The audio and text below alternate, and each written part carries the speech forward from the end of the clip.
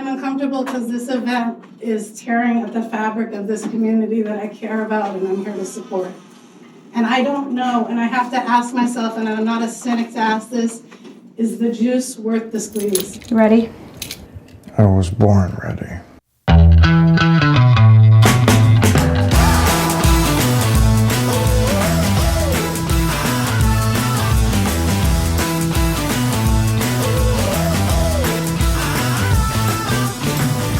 Welcome to a very special episode of Advisory Opinions, and we have special guests for you today. So this episode is going to be extra long, not just a little bit longer, like double our normal length. It's going to be a deep dive on the Stanford free speech crisis from last week. And our special guests, of course, include David French, but we're going to talk to David Lat, author of Original Jurisdiction. If you're not already signed up for Original Jurisdiction, I'm shocked you're listening to this podcast, frankly. And we're going to talk to Judge Duncan, who is at the center of this controversy. And then you can stay to join us at the end, where David and I are going to chit-chat about what we think after hearing from both of these guys. Now, we're going to start with David Lat, because David did some yeoman's work reporting on this. He took a break from his vacation to get to the bottom of it, check in with all of his sources, and nobody is better sourced than David Lat when it comes to a free speech issue at a law school. And originally, we actually already had David scheduled on this podcast to talk about ideological diversity in big law. We're going to get to that as well, because these kind of tie in together, right? Lack of ideological diversity and tolerance at law schools. Guess what those kids end up growing up to become? Lawyers. So there is so much to talk about. We're putting all law on hold in the meantime. And so Rahimi and our horse racing circuit cases and all of that, it's going to pick up next time. This is like just a special, separate, all on its own podcast. And we hope you enjoy it. And first up, let's talk to David Lat. David, welcome back.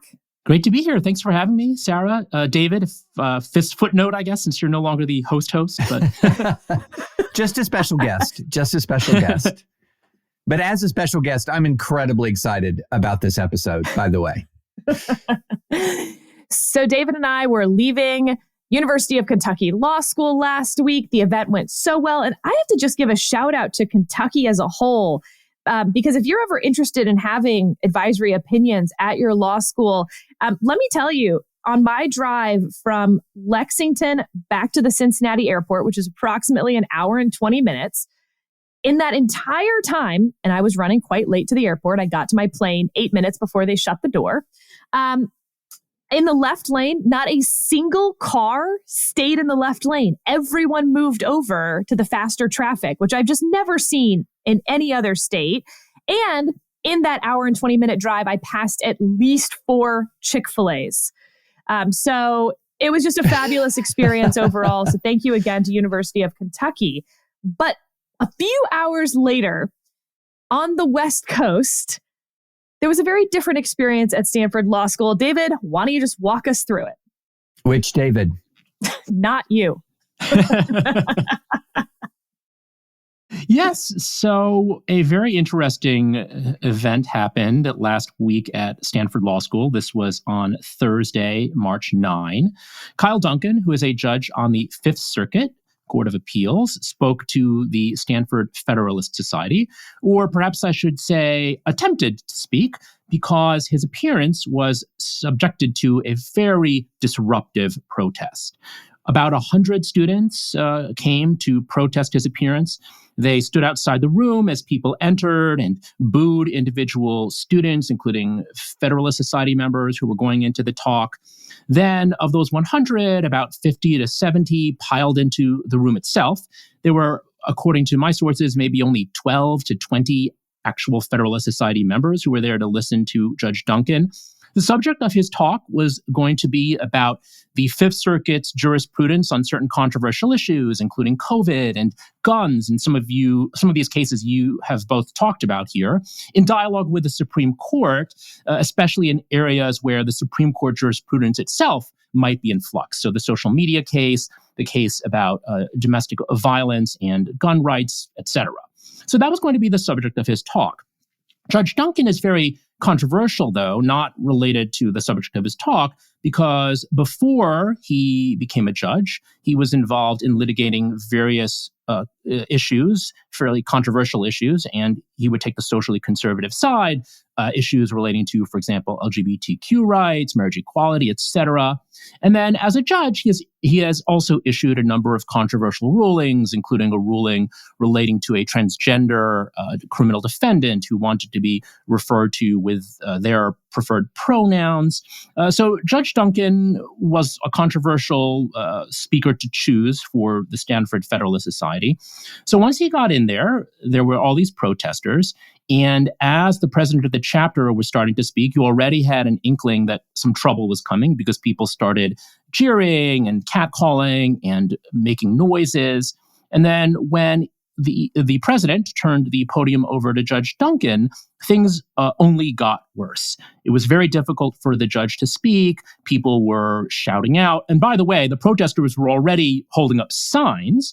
They were holding up signs like respect trans rights, FedSoc, be pro-now, not pro-bigot, some vulgar signs about Judge Duncan's inability to find a certain part of the female anatomy, et cetera, et cetera. And then during the heckling of his actual speech, they would shout things at the judge like, you couldn't get into Stanford. I believe the judge went to LSU. You're not welcome here. We hate you. Why do you hate Black people? Because of rulings that he has issued that they construe as racist. Leave and never come back. We hate FedSoc students. F them. They don't belong here either. We do not respect you and you have no right to be here, et cetera, et cetera.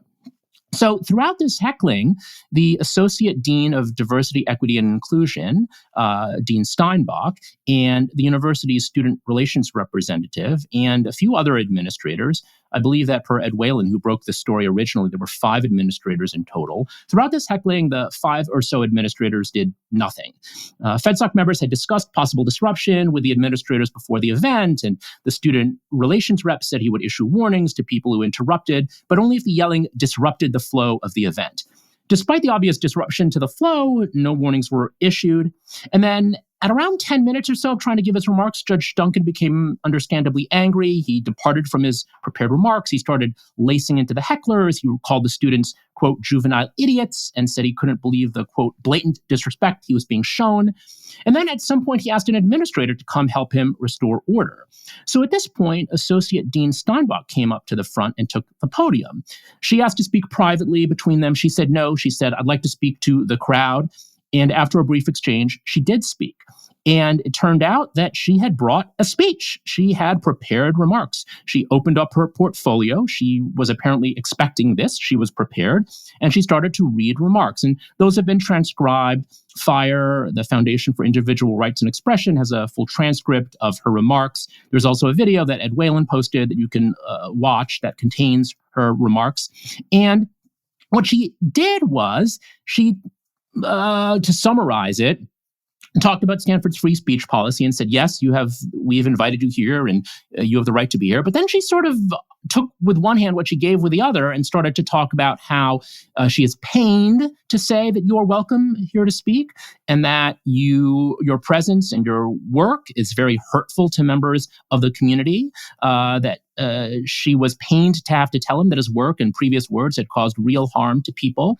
And she kept on using this expression, the juice wasn't worth the squeeze, wondering whether the juice wasn't worth the squeeze when it came to this kind of event, meaning that, is it really worth it? She said to the judge, do you have such great insights on COVID and guns and all of these other things that it is worth it for you to come to speak to our community when your presence and your past work and words have caused so much hurt? So she kept on saying, is the juice worth the squeeze? And at one point, the judge interjected, this invitation was a setup being his word. And you can understand why he would say that because she did have these prepared remarks. And then at this point, Dean Steinbach said to the protesters, look, you can listen to the rest of it, and we hope that you'll let Judge Duncan say his piece, or you can leave. And at this point, about half the protesters left, including various protesters who said rude things to the judge as they left, including calling him scum. The ones who remained stayed for the question and answer session. And that was also very contentious. They asked questions that the judge, when I interviewed him for original jurisdiction, described as of the nature of how many people have you killed or how many times did you beat your wife last week, meaning to say that he did not think they were asked in good faith. Now, there is, of course, a lot of pushback on this. People on the left believe that the judge responded dismissively and inappropriately to some of these questions. And so if you go on Twitter, you can find additional video clips from Chris Geidner and Mark Joseph Stern and others where they believe that the judge was rude and dismissive and uncivil towards the protesters. So that was the question and answer session. And the heckling and the disruptions were so bad that the event concluded early. There is some dispute within my sources about how early it ended, but one person said it ended about 40 minutes before its anticipated end time. So clearly the event was significantly disrupted. Now, some people might say, well, he did get to speak, and this was better than, say, what happened to Ilya Shapiro when he spoke at UC Hastings, where he never really managed to get a full sentence out, I think. Judge Duncan did get to say some sentences. But if that's our standard for what constitutes an acceptable event, it's a pretty sad commentary on the state of speech in law schools. Okay, so then we had a pretty quick statement out from the dean of the law school, followed by, interestingly, a statement from the president of the university and the dean of the law school. And they were pretty different statements. Will you walk us through those two to bring us up to current moment? Yes. So on Friday, this event took place on Thursday. On Friday, Dean Jenny Martinez issued a statement addressing the situation. And in her statement, she said that it is a violation of the disruption policy at Stanford to prevent the effective carrying out of a public event. And she acknowledged that this event was a violation of the policy. She did not say anything about whether anyone would be punished or whether Dean Steinbach would get in any kind of trouble, but she did acknowledge the event was disrupted, which I was pleased by because clearly it was disrupted. And then she added that here's what she said about Dean Steinbach's intervention. Quote, in such situations, an optimal outcome involves de-escalation that allows the speaker to proceed and for counter-speech to occur in an alternative location or in ways that are non-disruptive. However well-intentioned, attempts at managing the room in this instance went awry. The way this event unfolded was not aligned with our institutional commitment to freedom of speech. And then she said the school is reviewing what transpired and will work to ensure protocols are in place so that disruptions of this nature do not occur again. Mistakes were made. Yes, exactly. It was very passive voice. Some people thought that the statement was wishy-washy or equivocal, and they also noted that it did not include any kind of apology to Judge Duncan. So later over the weekend, Dean Martinez and the president of the university, Mark Tessier-Levine, I'm not sure if I'm pronouncing his name correctly, issued a joint letter of apology to Judge Duncan. And they said in this letter, among other things, we write to apologize for the disruption of your recent speech at Stanford Law School. What happened was inconsistent with our policies on free speech, and we are very sorry about the experience you had while visiting our campus. We're very clear with our students that, given our commitment to free expression, if there are speakers they disagree with, they are welcome to exercise their right to protest, but not to disrupt the proceedings. I'm reading excerpts. You can find the full statement on original jurisdiction. Ed Whalen posted it or linked to it, et cetera. And then the president and dean added, in addition, staff members who should have enforced university policies failed to do so and instead intervened in inappropriate ways that are not aligned with the university's commitment to free speech. We are taking steps to ensure that something like this does not happen again. Freedom of speech is a bedrock principle for the law school, the university, and a democratic society, and we can and must do better to ensure that it continues even in polarized times. So they issued this apology. Judge Duncan issued a statement to Ed Whalen saying that he appreciated receiving this apology, that he accepted it, but that he also hoped that a similar apology is tendered to the persons in the Stanford Law School community most harmed by the mob action, the members of the Federalist Society who graciously invited me to campus.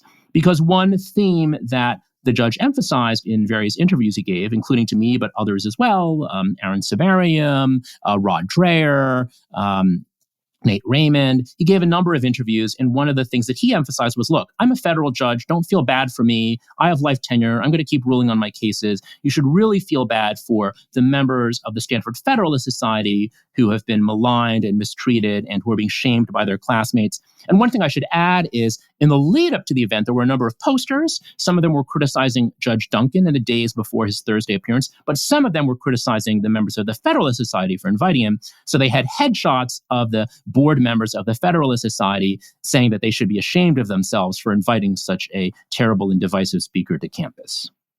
And did you look into sort of what the speech climate had been like at the law school in the year or two and leading up to this? Is this the kind of thing that came out of nowhere at Stanford, or was it relatively predictable? So this is actually a subject of dispute, interestingly enough. Ed Whalen, who broke this story, said that he had sources who were telling him that they thought that Stanford was just as bad or worse than Yale, which has, as your listeners know, become sort of the poster child for intolerance and free speech problems. But other people told me this was not the case. Judge Duncan said he was taken aback and really surprised by this because he had spoken at the law school before in 2019, for instance, without any problems.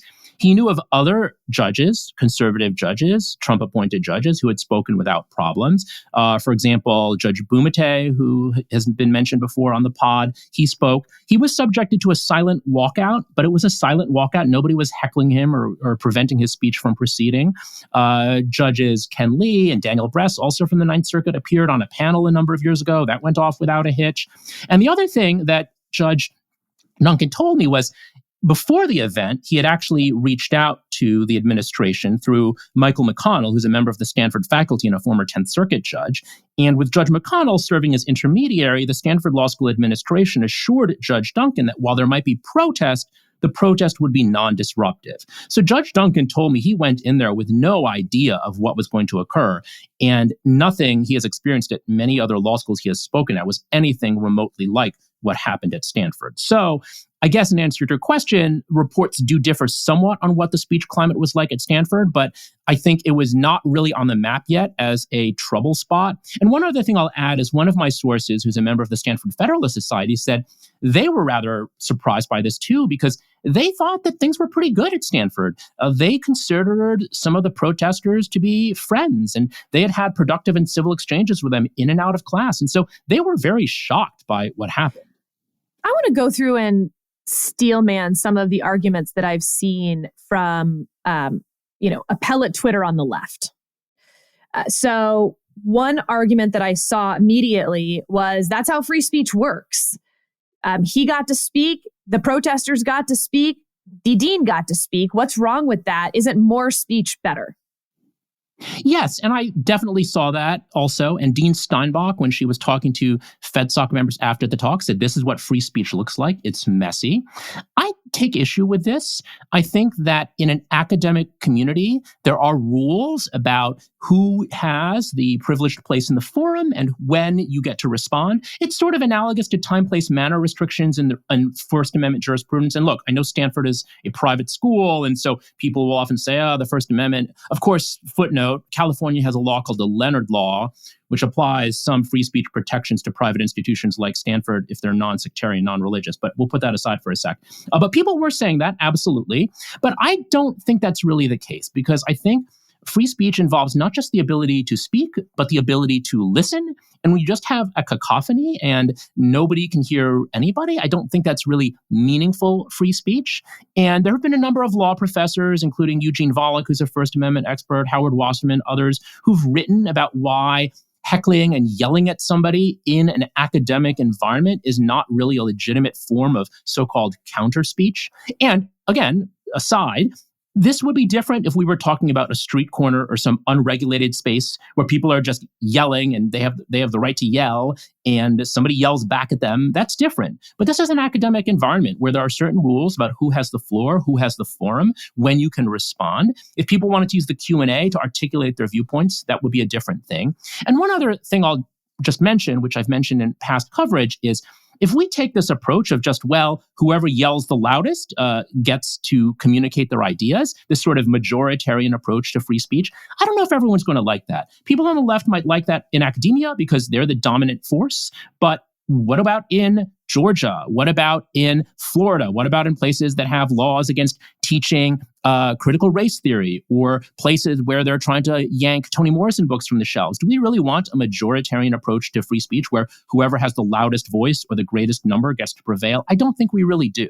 I was just going to drill down for a minute on the Leonard Law, which is an interesting wrinkle here. So the Leonard Law in California is a law that says that private non-religious universities have to grant First Amendment style protections. And in fact, Stanford was subject to one of the first speech code lawsuits in American history in 1995, lost a case, I believe called Corey v. Stanford, if I remember correctly, where Stanford had really a remarkable speech code where it kind of defined any kind of speech that was deemed subjectively disparaging on the basis of the standard non-discrimination criteria to be, quote, fighting words, and therefore not protected by the First Amendment, which is a common defense of speech codes back in the day. So given, how much do you think of the president's statement, say, the dean's statement immediately kind of backpedaling from the students' actions? How much of this was driven by, hey, we want to be an esteemed institution of higher learning and respected for our commitment to academic freedom? And how much was, oh crap, there's some legal exposure here? So my guess would be more the former, David. I don't think that Judge Duncan or the Federalist Society, or I don't know who necessarily would have standing here, but I don't think that they necessarily feared imminent legal action. I'm not an expert on the Leonard Law, full disclosure there, but I suspect that it was more of a public relations issue. And I have to give Dean Martinez credit. She's a highly regarded dean. She's a well-regarded leader. And I think she wanted to get ahead of the problem. She did not want to become Yale 2.0.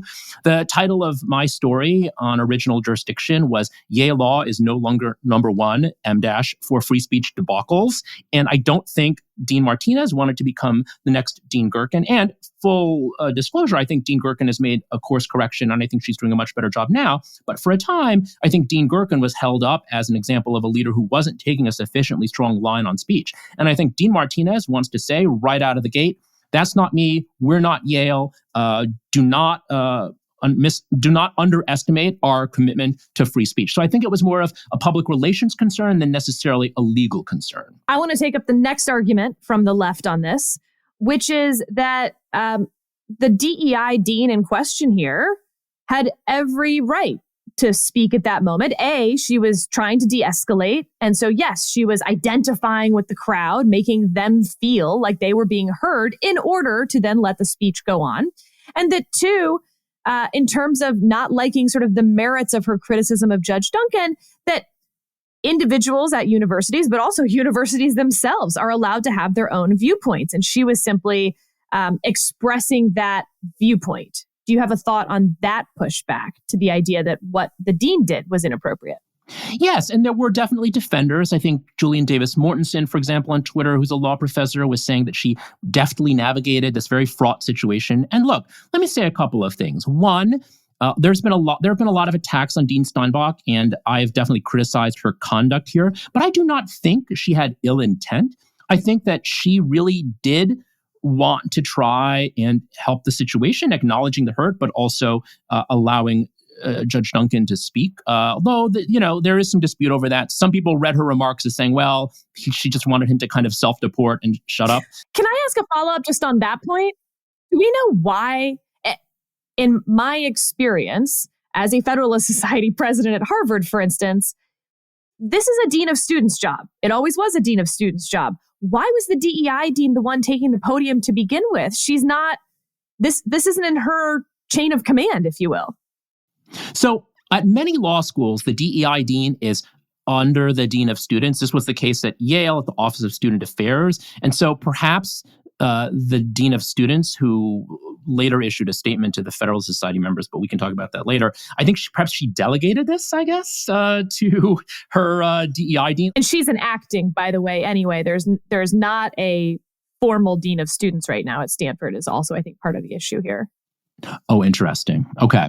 Actually, you know what? Correction. I'm reading Aaron Sabarium's article now. Janine Marino, who is the acting associate dean of students, she was also present, apparently, at this event. So she was there. I don't know why Dean Steinbach was the one to read the statement. Because she had prepared remarks. And I wonder whether she had cleared that with Dean Marino or not. I will say one other thing, just by way of background. In terms of the school's commentary in the lead up to the event, Dean Steinbach was the one who issued an email a little bit before Judge Duncan's talk saying something like, this speaker is coming. We understand that his work and his presence could be hurtful to many of you, but Stanford has a free speech policy. And interestingly enough, Dean Steinbach in that pre-event email actually alluded to the fact that in other situations, not naming Yale, but we all kind of thought Yale, these types of disruptions have been weaponized against the left to show that they're intolerant and they turn into real problems. And so she was essentially saying, let's not be that. And then lo and behold, that's what turned out. I think my problem with her response was her real job was to just quiet the room and allow Judge Duncan to speak. It was not to essentially undermine him and criticize him and berate him right there in front of the crowd. If she wanted, or if Outlaws or National Lawyers Guild wanted to have a counter event opposite this at the same time or before it or after it, that would have been fine. But to basically take up the Federalist Society's time and space to attack their speaker before supposedly turning the floor back over to him, not really, I think, what would have been the best response.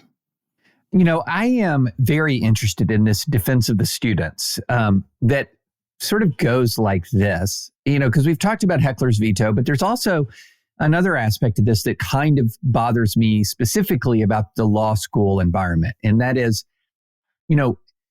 we're not dealing with children here, and we're not even really dealing with students young enough to call them kids, because I think we've expanded the definition of kids sometimes. Like for me, the older I get, the more you people are all kids, but these are all folks who are full-grown adults. And beyond that, so in other words, they act like you've had some home raising is way the kind of the phrase. The other thing is they're also specifically training to be a part of a profession that involves extremely high stakes confrontations between opposing sides conducted within rules of decorum. And that's part of the purpose here of your legal training. And I raised that, in a shortened version in a tweet. And one of the interesting responses that I got was, well, they can do that in court. And the fact that they can't do that out of court is irrelevant to this kind of conversation.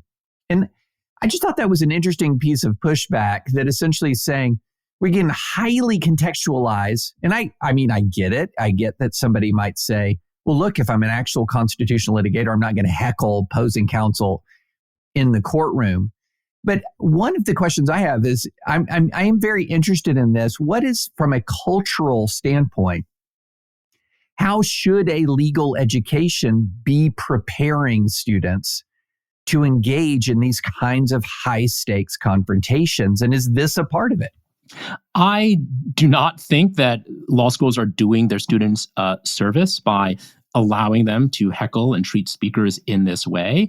As Judge Duncan said at the event, and I'll quote him, "You are all law students. You are supposed to have reasoned debate and hear the other side, not yell at those who disagree." And I think he's absolutely right. Now, look, I don't know if there's any kind of empirical way to establish whether or not you can compartmentalize in this way and be extremely rude to a speaker in law school. And then the moment you pass the bar exam and get admitted to the bar, suddenly you become this model of civility. But just in terms of common sense, you would think that some of that would bleed over a little bit. And people have talked and written about the ways in which some of the ideals and norms and values of the academy are going into the legal profession and the workplace, including law firms. And again, I mention him frequently because he's covered this a lot, but Aaron Sabarium at the Washington Free Beacon wrote a piece actually for Barry Weiss's Substack, where he talked about I think, what he called the takeover of the legal profession. There was this idea that once these student radicals graduate and meet the real world, then suddenly they will have to comply with the real world. But instead, the argument of this article is the real world is instead being reshaped in the vision of academia.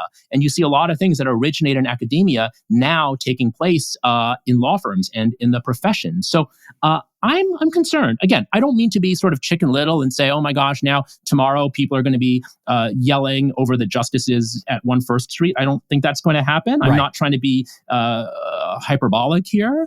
And I think these things happen very gradually, but you do have to wonder about the future.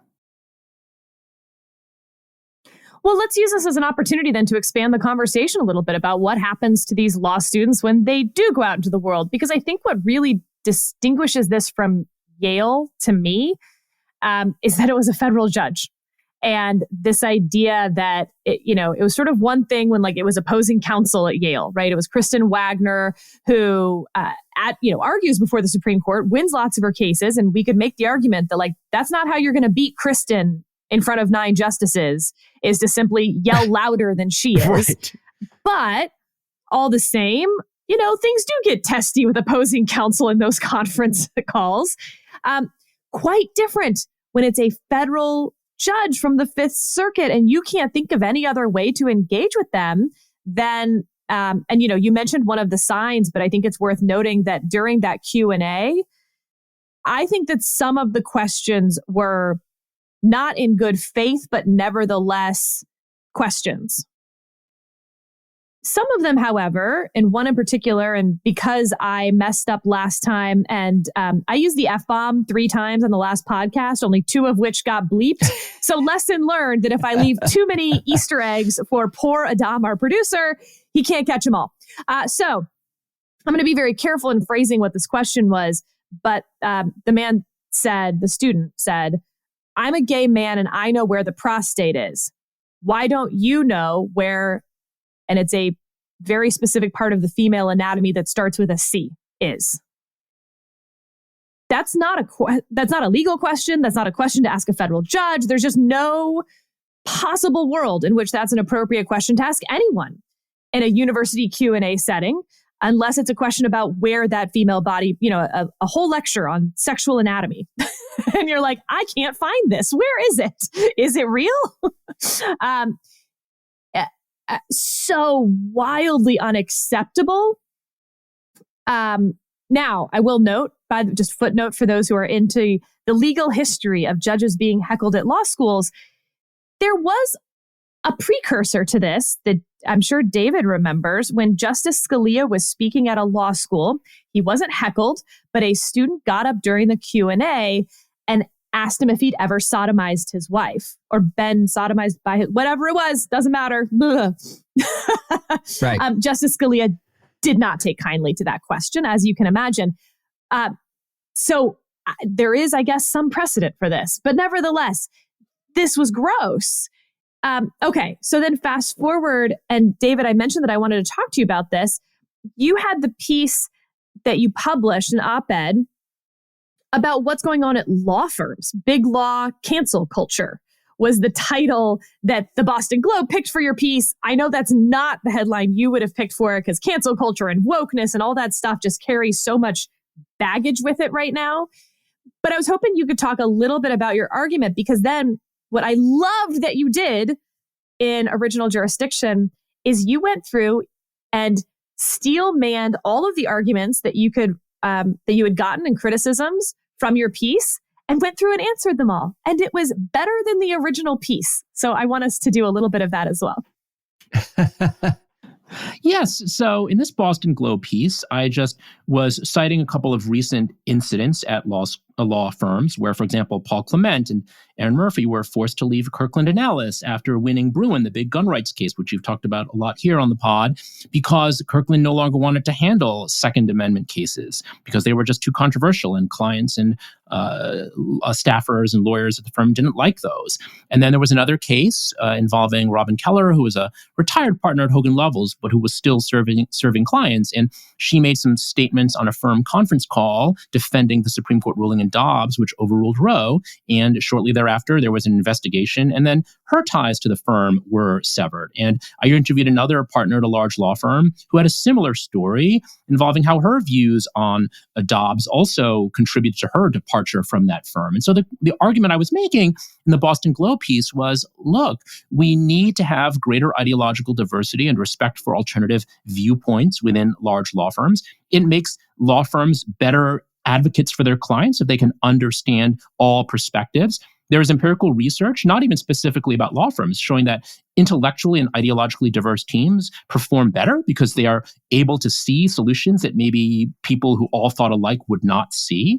You have talked on the pod before about advocates who can speak originalism, who understand how originalist judges approach cases. If you're at a law firm where originalism is viewed as a joke, well, then how are you going to be able to speak like that to judges? Now, I know, again, kind of going to David's earlier point, maybe suddenly they can put on this mindset where they're going to be great scholars of originalism and then take it off and say originalism is a sham. But again, you do have to wonder, the human mind only has so many abilities. And I think things that you have outside of the courtroom, you can't just necessarily magically discard. Some of it may leach through.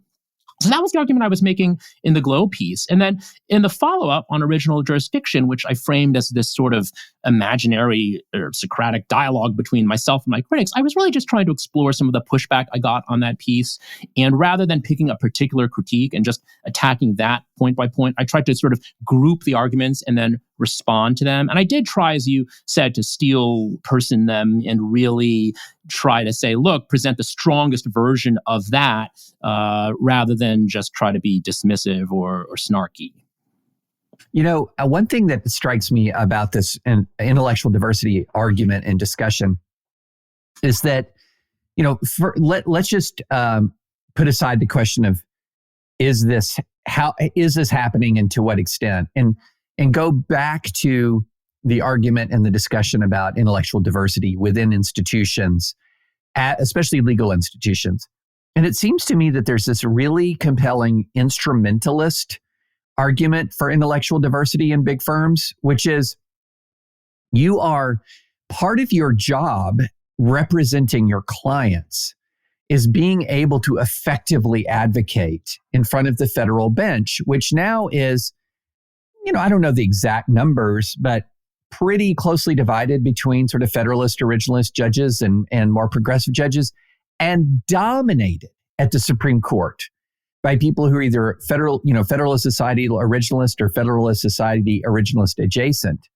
And the ability to walk into that courtroom and be fluent in the arguments that could help your client prevail seems to me to be part of job one if you're a firm. And I'm not sure that you're going to be effective at job one if you believe that the point of view is so out of bounds that you don't even want to have colleagues that share it.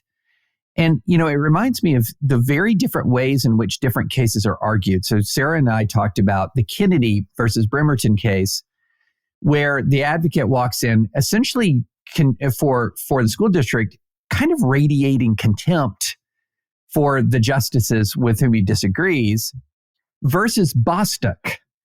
In Bostock, the attorney, I believe it's for the ACLU, walks in and says, I know I can speak fluent Justice Gorsuch, and my oral argument is aimed at Justice Gorsuch. And I'm not going to say the cases would have come out, that Kennedy necessarily would have come out differently. But if you're talking about an oral argument, one's more effective than the other. And so there's not really a question. It's maybe a rant slash observation that you're free to react to in any way you want. So I exactly thought of Kennedy when I had this example of how some advocates can't necessarily take off that hat and then suddenly speak fluent originalism. Now, here's the counter argument. And all those people who are saying that suddenly these students who are rude and rowdy can suddenly transform into polite, civil, originalism speaking advocates once they get bar cards. But Neil Katyal, Moore v. Harper. Neil is a progressive appellate advocate, but in Moore v. Harper, he went into text and history and structure, and he had a colloquy with Justice Thomas where he said, Justice Thomas, I've been waiting all these years to talk to you about history. But let's be clear, how many Supreme Court advocates are as good as Neil Katyal? So fine, Neil Katyal can do it. If you think you're Neil Katyal, well then go for it. Call federal judges, make obscene remarks about the, anatomy of federal judges' wives, and then go and dazzle those judges next time. I wouldn't try it myself, but God bless. Also, though, Neil Katyal, for instance, has appeared on panels with many a conservative and an originalist. So he has sat through so many lectures, panels. I know he's read endless amounts of stuff from the right. So he's almost the perfect example of someone who is a hardcore progressive leftist, whatever you want to call him, who has been steeped in and become at least partially fluent in, and in Moore v. Harper, fully fluent in originalism through that experience. And I think the concern for these Stanford or Yale students is that they're sticking their fingers in their ears and refusing to hear that because they think it is so beyond the Overton window and beyond the pale that they shouldn't have to be exposed to it, let alone grapple with it. Like, just be exposed to it. But David, some of the pushback in your big law piece that you then took on was the idea that maybe it's not just social conservatives who are experiencing this, but those on the radical left as well. That similar to what you heard in sort of the late 90s or early aughts about the bias in news media. No, it's not a bias to the right, against the right. It's a bias toward the center. That actually the most extreme voices on both sides get shut out of a lot of these conversations.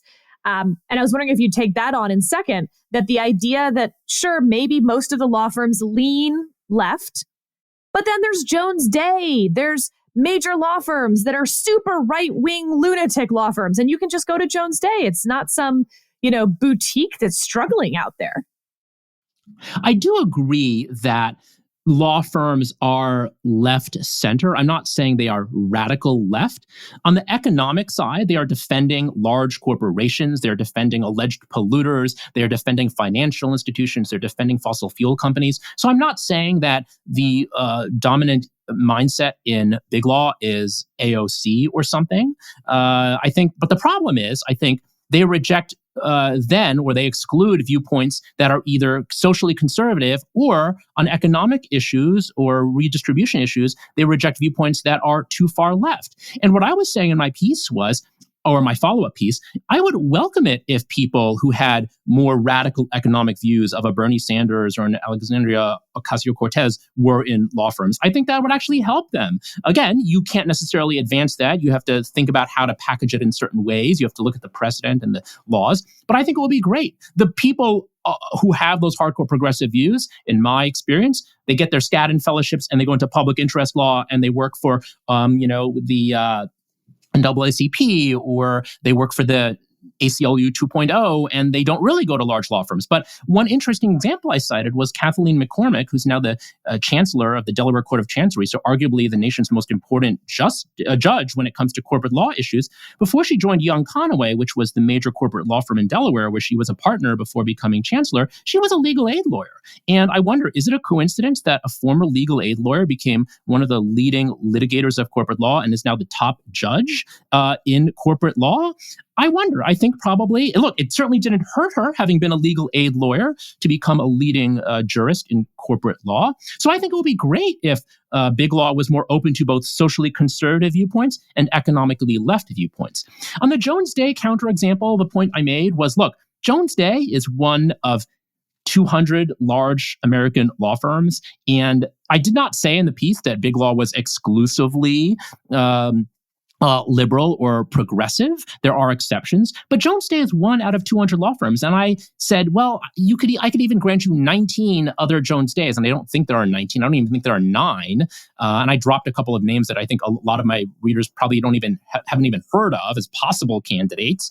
Barnes and Thornburg, Kasowitz, they're not, but even they are not really that conservative. And even Jones Day. So there's been empirical research. There was a 2015 paper by 3 political science law professors. And then there was also a 2021 analysis by Derek Muller, who's a law professor, where they looked at the political valence of large law firms. And they concluded, look, these firms are left of center. Even at Jones Day, which is the poster child for conservative law firms, 75% of campaign contributions go to Democrats. The Maya Sen paper sort of pegged Jones Day at sort of a Joe Manchin. So sure, Joe Manchin is a conservative Democrat. He's still a Democrat. So if you were to sort of associate big law firms with political figures, there's no Ted Cruz big law firm. There's not even a, Susan Collins big law firm. It's like the farthest you go is Jones Day, and they correlate, they match that up with Joe Manchin. So again, there were a lot of, I think, legitimate critiques of my piece, but the empirical piece, like, you're entitled to your opinions, you're not entitled to your facts. And I think as a fact, let's just admit it. Large law firms are, look, on economic issues, corporate issues, fine. They're conservative. They don't want Exxon to be suddenly, nationalized. But on the other hand, on social conservative issues, let's face it, they're liberal, they're progressive.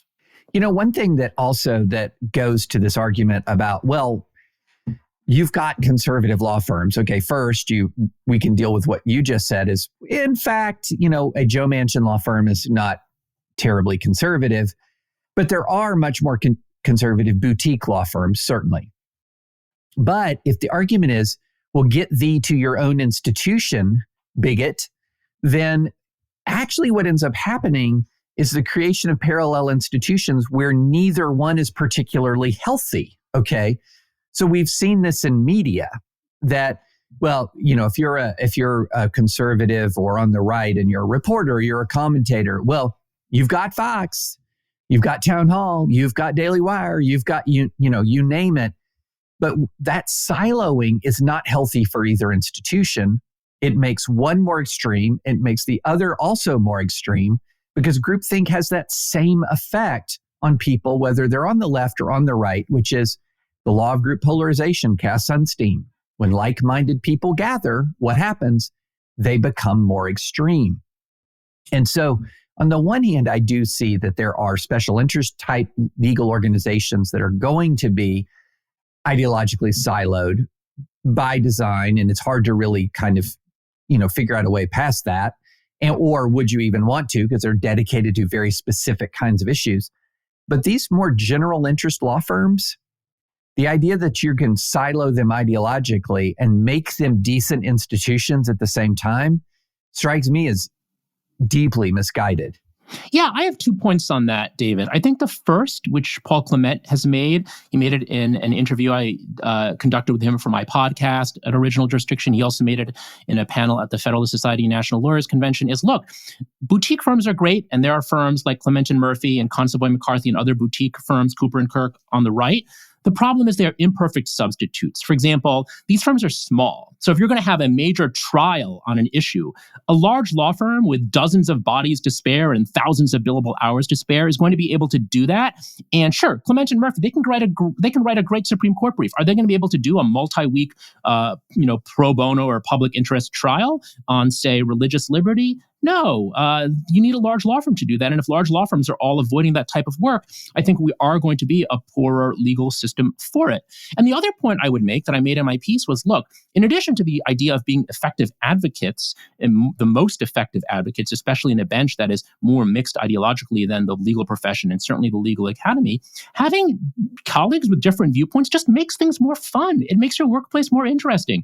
I left Above the Law back in 2019, but when I was there, I had colleagues who were very different viewpoints from me: Ellie Mistal, Joe Patrice, Stacey Zaretsky, Catherine Rubino. And I felt that we had more interesting conversations because we all weren't just preaching to the choir and saying amen to each other. And so I think it makes your law firm both a more effective institution of advocacy, and it makes it a more fun place to work. And so the siloing that we're seeing, I think, is very troubling. Let's circle this back to Stanford then. And what happens next? Because I think when Yale had a no good, very bad year. There were at least 3 separate incidents at Yale that were being held up as the, 2021-2022 school year from hell, ending in the disruption of the Kristen Wagner FedSoc event. I guess I very naively thought that was going to be such an embarrassment for Yale that every other school would immediately see that and say, we need to have plans in effect for if something like this were to happen at our school, a checklist. What all would we do? How would we handle this? Let's game this out and talk to our Federalist Society chapter, all the things that one might do. And I think what concerns me about the Stanford incident is clearly that didn't happen effectively. Second, they think they did. Like, they assured the Federalist Society board members that the students would get one warning and then they would be escorted out of the room. And instead you had, as you mentioned, multiple administrators sitting in there. Even when she takes the podium, there is no warning issued to the students. And certainly there was no threat of discipline or punishment. And in fact, whether you think it's a de-escalation technique or something else, in her prepared remarks, she instead says, perhaps we should revisit the speech policy at the school that doesn't allow heckling. Yikes! That's quite the opposite of what these students were assured ahead of time. And lastly, so let's assume everything just goes poorly, and despite all of your best work ahead of time, sometimes things just go wrong. Nobody has, reached out to the Federalist Society and apologized to them. These students afterwards were, it got pretty vicious. Like, Judge Duncan was escorted out by U.S. Marshals. That left these students hanging in the wind with their colleagues. I think everyone's sort of lucky that something more didn't happen. Now, they have been told that if they need mental health counseling or something, that they can reach out. That's not going to happen. And that if they want someone to go through and assess the threats that they've received to determine how real they are, they have someone available from the police department. Wow, that the school thinks that that's just sort of like look, if you need mental health counseling, great. If you want to look through your death threats and see if any of them are serious, let us know. Can you imagine that happening to any other group on campus and it being treated so casually? And so I look at all these other schools and I'm wondering, are they prepared for something like this? Is this a one-off that this happened at Stanford? And I noted before we started, this hasn't happened at Yale. This hasn't happened at Harvard. And I think there's a good reason for that. A, the school is much larger. There's many, many more conservative students. I think it's hard to put them in a corner when you're dealing with, as you said, 13 to 20 students max. I think it's much easier to ostracize them, ignore them, bully them than when it's 250 students at Harvard. Second, I'm going to give Dean Manning a lot of credit at Harvard because my understanding is behind the scenes, they do a lot of work on this. They know who the Federalist Society is bringing. They know which speakers are going to be controversial. They meet with FedSoc. They meet with the progressive students. They talk about what the plans are going to be. They walk through it. They hear everyone out ahead of time so that something like this doesn't happen. I'm bewildered that Stanford let this happen. And where are they going to go from here, David? That is a very good question. I think we need to figure out, one, what is going to happen to the student protesters? Are they going to face any discipline? Probably not, I would guess, just because the bar for this is very high. Maybe if something else happens, then it's sort of like, well, you were warned the first time. I think this is going to be the equivalent of getting the warning with your speeding ticket. Second, is anything going to happen to Dean Steinbach? I'm not so sure because, as you mentioned, they got this email over the weekend, the members of the Federalist Society, addressing where they could get help. And one of the resources was Tyrion Steinbach. So it's sort of like, oh, one of the resources is the person who tried to ruin your event. It seems very funny. And who called you a bigot and said that your event was harmful to the students. So you're going to go and she's going to give you a hug? Exactly. So even at Yale, which is often mocked as, being very tone deaf on these things, after all of their problems, the FedSoc was moved out from under the jurisdiction of the Office of Student Affairs, and they were given a different, more neutral person in the administration to be their administration liaison. So why didn't Dean Martinez say, you know what?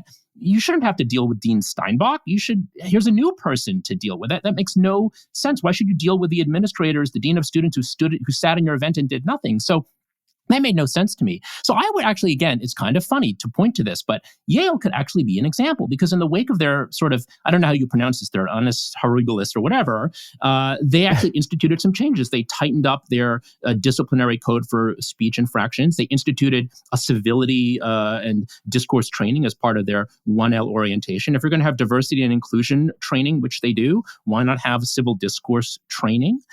So I think Yale actually did clean things up. And again, as I reported on earlier this academic year, Kristen Wagner came back and there was no protest. Instead, the day before, Outlaws had a counter event, and members of FedSoc attended the Outlaws event, which was about how right-wing groups are endangering LGBTQ rights. And Outlaws members attended the Kristen Wagner event, and they asked her respectful questions, not ad hominem attacks. And so it's very funny that I think Yale, it could actually be a model for how you clean things up. And maybe Dean Martinez and Stanford can look to the Yale playbook. I never thought I would say Yale Law School could be the model on these issues, but maybe it can. So one of the questions I want to circle back to what we talked a little bit about earlier, and that is the enormous amount of, well, maybe enormous is the wrong word, but the considerable amount of pushback on Twitter against Judge Duncan himself for his response in the moment. And I have been in situations where I've been taunted publicly and snapped and gotten very angry and have had mixed feelings about that moment ever since. Should I have done that? Or is it okay? Sometimes acceptable and necessary to sort of show like I'm a human being here. And these kinds of really personal attacks they are, responding to them is hard, What's your take on the critique of Judge Duncan that when he was taunted, when he was interrupted, after a while, he sort of gave back to the students in some pretty intense and personal language? Yeah, so look, I'll say a couple of things. One, I'm not going to judge him too harshly because look, we're all humans. We lose our temper. The other day, my 5-year-old ordered $100-something worth of Japanese food using my phone when I accidentally, I just gave it to him. And I blew up at him, and I should have not blown up at him because he didn't know any better. He kind of did. But anyway, I felt bad about that. But look, we're human. I get it. And I'm not going to judge Judge Duncan too harshly because I've been only protested once. And it was by a person who quietly held up a sign complaining that there were no women participating in the event. But the event was an event with me and one person giving commentary. And that person happened to be a man. But it wasn't a panel or anything. But anyway, I digress. I'm not going to judge him too harshly, but I will say this. In an ideal world, and we don't live in an ideal world, and we're flawed humans, in an ideal world, I think Judge Duncan, and he'll talk to you later, I believe, I think he could have been more diplomatic. He could have been restrained more because I think that what ended up happening was it gave a talking point to the other side because they could it's sort of like, people on the left hate the what about isms, like what about her emails? Well, the response to the sort of gross violation of Judge Duncan's and the Federalist Society students' free speech and event rights was, what about Judge Duncan? And I think it was sort of this unforced error in a way. When I interviewed Judge Duncan, he was unapologetic. He said, did I speak sharply with the students? I did. Do I have regrets? I don't. I wonder if when he speaks to you, he'll have a different tune. I think just from an instrumentalist strategic standpoint, just as it's bad strategy to have these shout downs because they get weaponized against the left and the progressives, ADF raised money off of the Yale debacle. I feel that with Judge Duncan, I think his sharpness sort of got weaponized against the cause of free speech. And the model I contrasted him with was Ilya Shapiro, who, when he was at Hastings, all he did was kept on trying to give his prepared remarks, get shouted at, get insulted for being bald, whatever, kept on just trying to repeat his remarks. He didn't insult them back. He didn't tell them they were ugly or whatever. He just kept trying to repeat his remarks, kept on trying to get shut down. And so when people attacked Ilya, well, sure, they attacked his tweets about that made him a controversial figure, but they couldn't attack anything he had done that day because all he did was try to give his speech. So that's what I'll say. But again, I'm not going to judge him too harshly. I've never been in that situation. So but for the grace of God, go I. Yeah, I've been in that situation a couple times in particular on campus. And for me, when I knew going in that I was about to be hammered, I was much more able to keep sort of this calm than when I'm taken by surprise. And I know for me, that's a completely, when I am prepared for something, you're much more able to sort of strategize in advance. And I do think when you're taken by surprise, it gets very difficult in that moment, just as a human being, to respond with sort of this otherworldly calm than when you know something is coming. And I think, I'm with you, David, in if he had to game this out, would he have done that? I hope we get a chance to talk to him about it and ask him that very question. But when you face that kind of attack, I really get torn about it, because I do think, in a way, showing some of your humanity actually does indicate in some ways that the cost to a human being that is imposed by taunting, by that kind of violation of their own rights. And so I really do, this is a thing that I kind of go back and forth on myself, and sometimes wonder if the extreme calm that I tried to show in circumstances where I knew the blowback was coming was actually the most helpful response or not.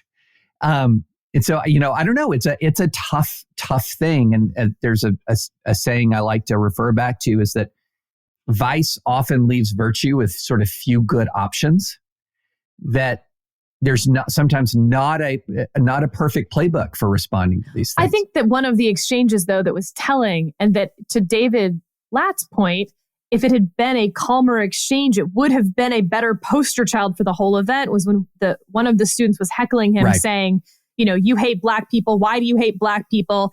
And he responds, cite a case, cite a case, cite a case. And so eventually the student, who then becomes very frazzled, eventually finds the case that she wants to cite. And he then says, was I even on that panel? Which is a little odd. But again, to your point, David, he doesn't remember.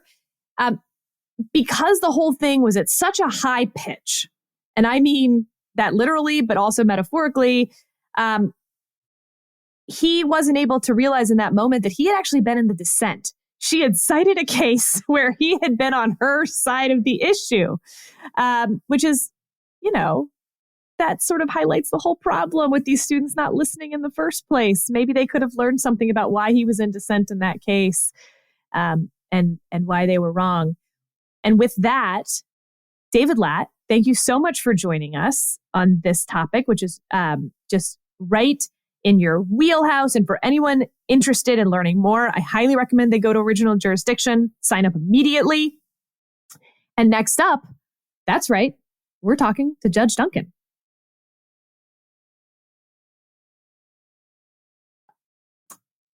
And without further ado, we have got Fifth Circuit Judge Kyle Duncan joining us. And just a quick bio before he was on the Fifth Circuit. Judge Duncan went to Louisiana State University, got an LLM from Columbia University. Just some fun facts. He was the Solicitor General in Louisiana before it was even called Solicitor General. Maybe it was called Chief Appellate something or other, yada, yada. But we call him the Solicitor General of Louisiana. He worked at the Beckett Fund. He was an assistant professor at Ole Miss Law School and Columbia University as well. And then, I do want to figure out whether this was considered acceptable in his home state. He then went over to the Solicitor General's office in Texas. And we all know this podcast has a real soft spot for the Texas SG's office. But I mean, that's a real move from Cajun to smoke barbecue. So we'll see about that. But Judge Duncan, thank you so much for joining us today. Thanks for having me. I mean, if I can respond to that last point, I mean, I went to Texas first. That's where I started my career as Assistant Solicitor General in Texas. They have pretty good food in southeastern Texas, and it's kind of Cajun. In Beaumont and thereabouts. So, I mean, no one was complaining. And you've argued 2 cases before the Supreme Court as well. I have done that once as the appellate chief in Louisiana and once in private practice. Wow. Hobby Lobby, which is a case we've talked about plenty on this podcast, David. Turning it over to you. Yes, indeed. And Judge, I just want to say I'm going to put aside our differences for this podcast and have a good conversation. I know you worked for the Beckett Fund. I worked for the Alliance Defending Freedom, sort of the sharks and jets of religious liberty law firms. And then you were affiliated with the University of Mississippi, Ole Miss, and my extended family is affiliated with Mississippi State. And that's a division that's really hard to overcome. we'll fight through it. We'll fight through it. I am really sorry about the latter point that you just made. And I'm not sure we're going to be able to overcome that. At Beckett, we just thought ADF was really, really big and Beckett was really, really small. Yeah, that's a much more surmountable barrier. But let's go back. Let's start the conversation. We had David Lat talk to us just moments ago about his reporting on the Stanford situation and the Stanford incident. And I would love to just start with, how did you walk into this event? How much were you aware that there might be some sort of pushback or blowback? Were you expecting what happened? What was your knowledge and frame of mind going into the event? Great. So about a month before the event, I reached out to the Federalist Society to ask if they thought there would be a protest or anything of that nature. And they said they honestly did not. I myself spoke at Stanford back in 2019 with no problems at all. A couple of days before the event, we were starting to hear rumors that there would be some kind of protest. I was contacted by at least one federal judge who had heard some chatter.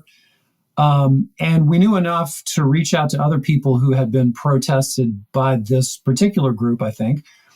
And I was expecting some kind of perhaps a statement and maybe a walkout, which would have been fine, I think. I did reach out indirectly to the administration through a professor at Stanford. And that professor was assured by the administration that they were on top of things and that the students understood the university policy that there could be protests, but no disruption of speakers. So I have to say, I went into the event prepared for some kind of pushback, but really nothing of the magnitude that I experienced.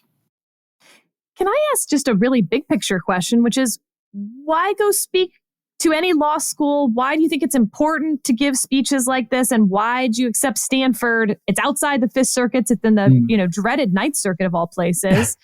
Why is it important? Oh, I think it's very important for federal judges to interact with law students because they're the future of the legal profession. I want to hear what they have to say, and they should want to hear what I have to say. They need to understand how the legal system works, and frankly, that federal judges are people. They need to get comfortable with who federal judges are. I think Stanford's a no-brainer. It's one of the best law schools in the country, if not the world. It's got a great reputation. My friend Michael McConnell is there. I have other friends there on the faculty. I've had one of my first clerks was a Stanford law grad. Until this time, I've enjoyed going to Stanford. I think it's very important for the federal judiciary to reach out to law schools and to be present to the students.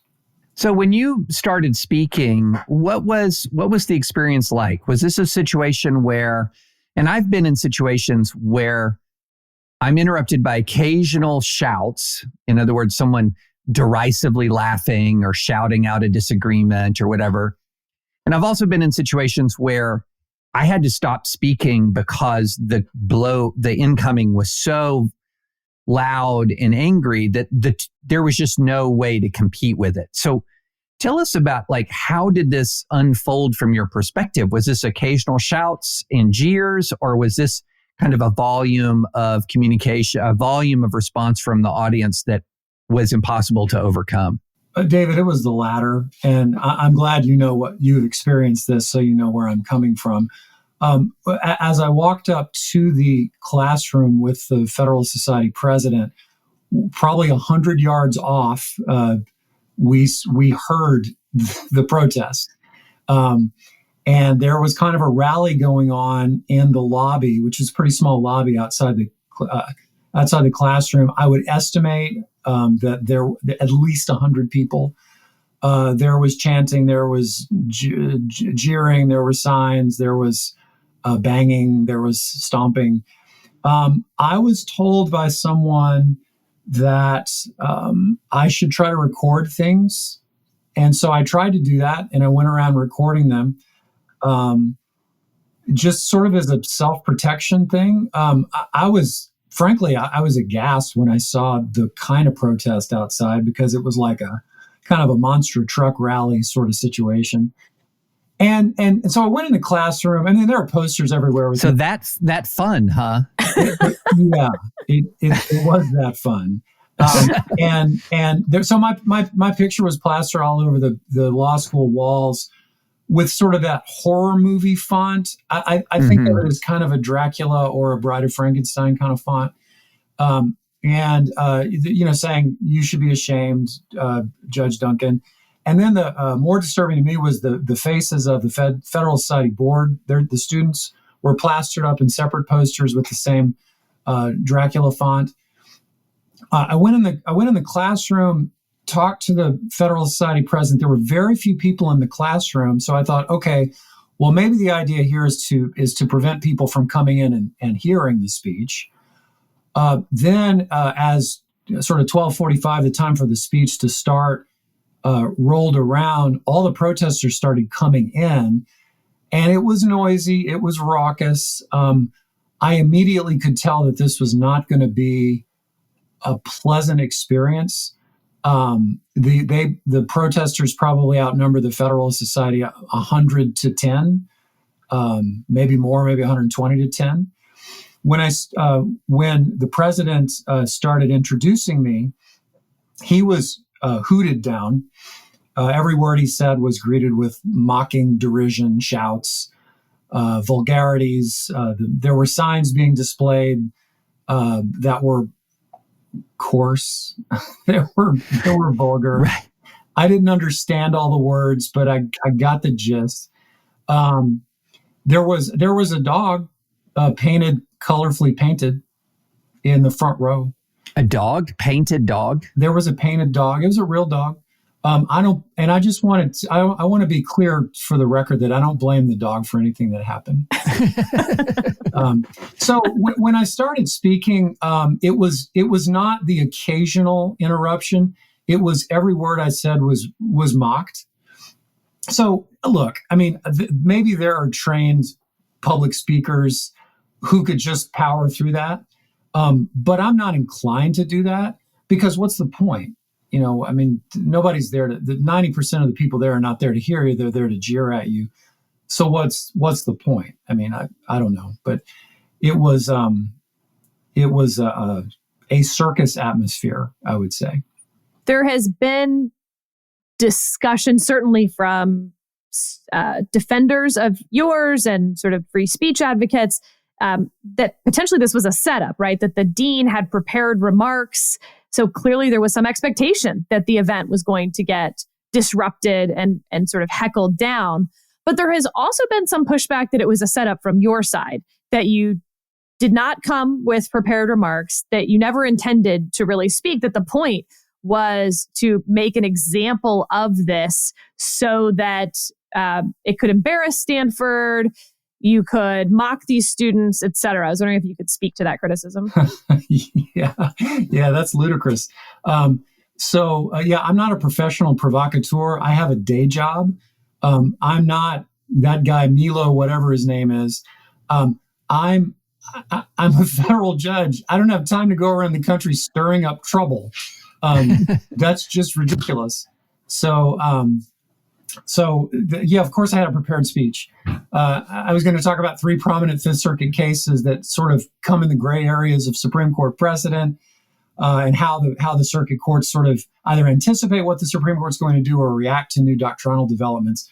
I haven't given that speech before, but I've given speeches all over the place. So no, the idea, there's absolutely and utterly no foundation for the idea that I just went there to shame Stanford. I'll be very frank with you. I'm not going to use the names, but I went out there as a favor to a very prominent Democrat lawyer who's a friend of mine, who just asked me to do a favor to speak to the Federal Society chapter because she had some connections to it. No, I wasn't. I didn't go out there like to stir up trouble. I've got a day job.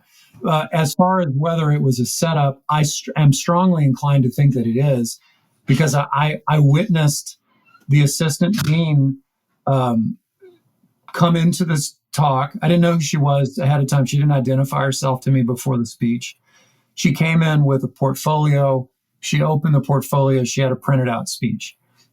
So I don't know to what degree other members of the administration were involved in it, but I know for a fact that one member of the administration was anticipating this.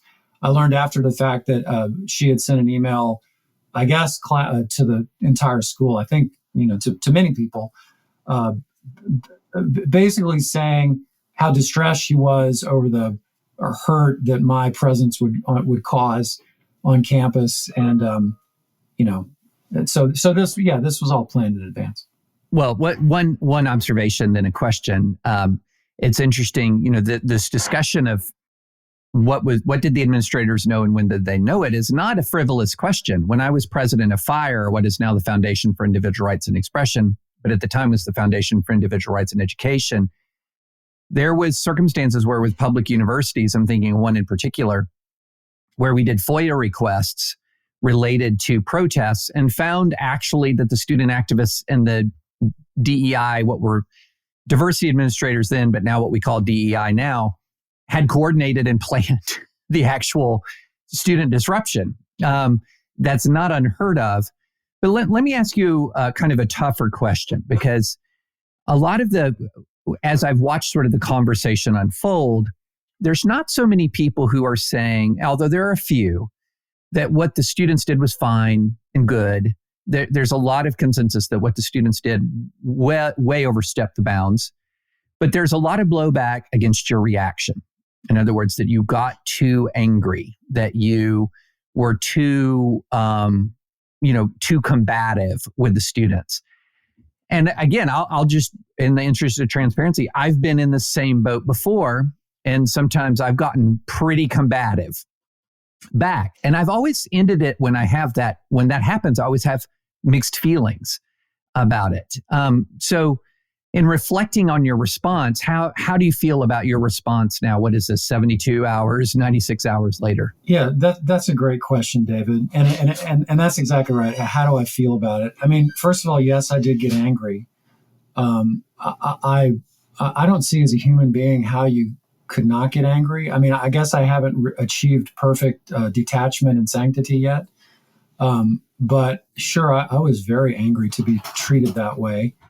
I felt that I had been duped into showing up for a public shaming by a howling mob with the connivance of at least one of the deans of the law school after I'd been assured that I wouldn't be. So yes, I was angry. I guess, in the moment, at some point I decided that there was no way I could give an address to the students, but I didn't want to just stop and back off, because I would have taken that as me just capitulating to the mob. So instead, what I started trying to do, and I did it in a loud voice because that's the only way you can speak to a raving mob. I started my first tack was to say, and I had thought of this beforehand in case something bad happened, that the real outrage here is not against me, because, I'm a life tenured federal judge. I'm going to keep wearing a robe and making decisions on my court. None of that's going to change. So I'm not the one who's really hurt. The ones who are really hurt are the students there in the Federalist Society who invited me to campus and were being treated by their fellow students as,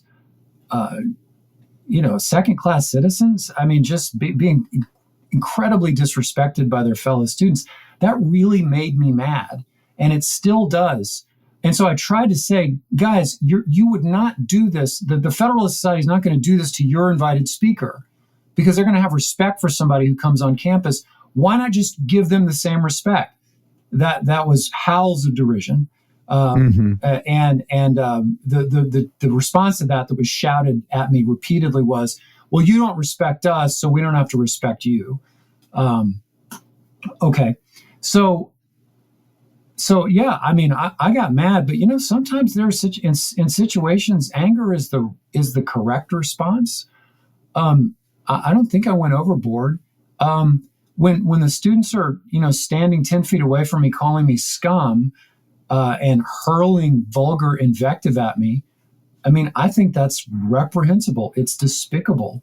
And not only that, it's hypocritical, because they're the ones who say they are being treated like that by the likes of me. So it's just hypocrisy. And it was just appalling. Yeah, sure. I mean, if I were like a saint right now and I could somehow levitate above a situation like this, okay. But I just don't see how it can be done. I mean, I guess one option would have been just to end the thing right then. I guess that's an option.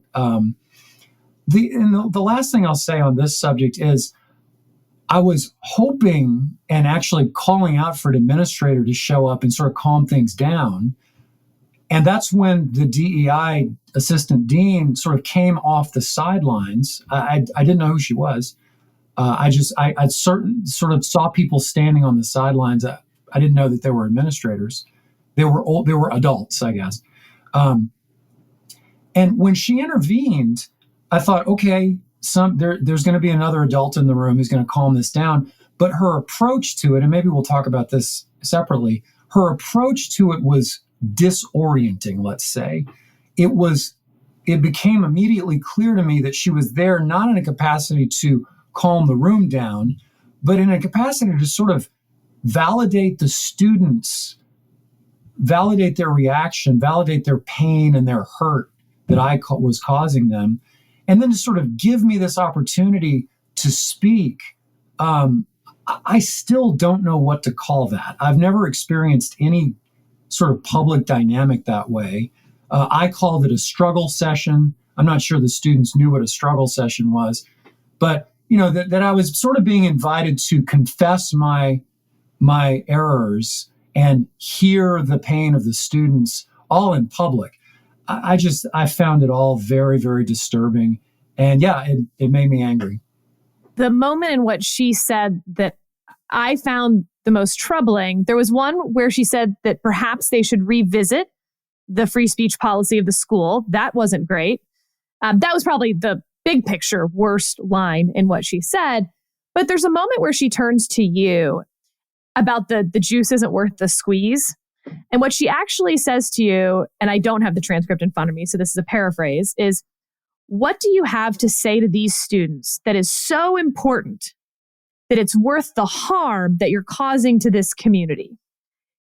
And I thought that was such an offensive thing to say to an invited speaker who was invited by students who were in that room. And offensive is maybe used too much. It was insulting to the students who had invited you. How dare they want to hear from someone that the majority didn't want to hear from and that she didn't want to hear from? That had to be a strange moment from your end to be asked that as a question. Yes. At first, I didn't understand the metaphor that was being used, the juice thing. And so I said that out loud. I don't understand what you're talking about.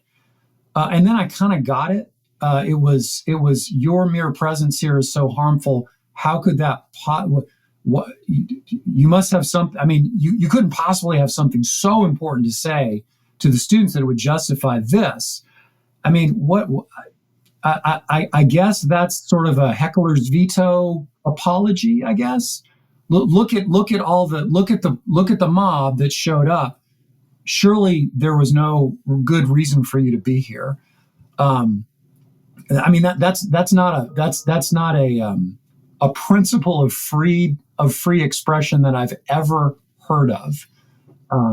So I just don't get it. It's a bizarre stance for an administrator at a law school to take. And as you say, with respect to somebody who's being invited to speak. By students there, right? You weren't invited by, I don't know, frankly, like you didn't ask for the invite. You weren't invited, by, I don't know, someone in Stanford undergrad, and then you swung by the law school to see if any students wanted to hang with you for the day. The students in that room wanted to hear from you. They invited you. They paid for your ticket out there.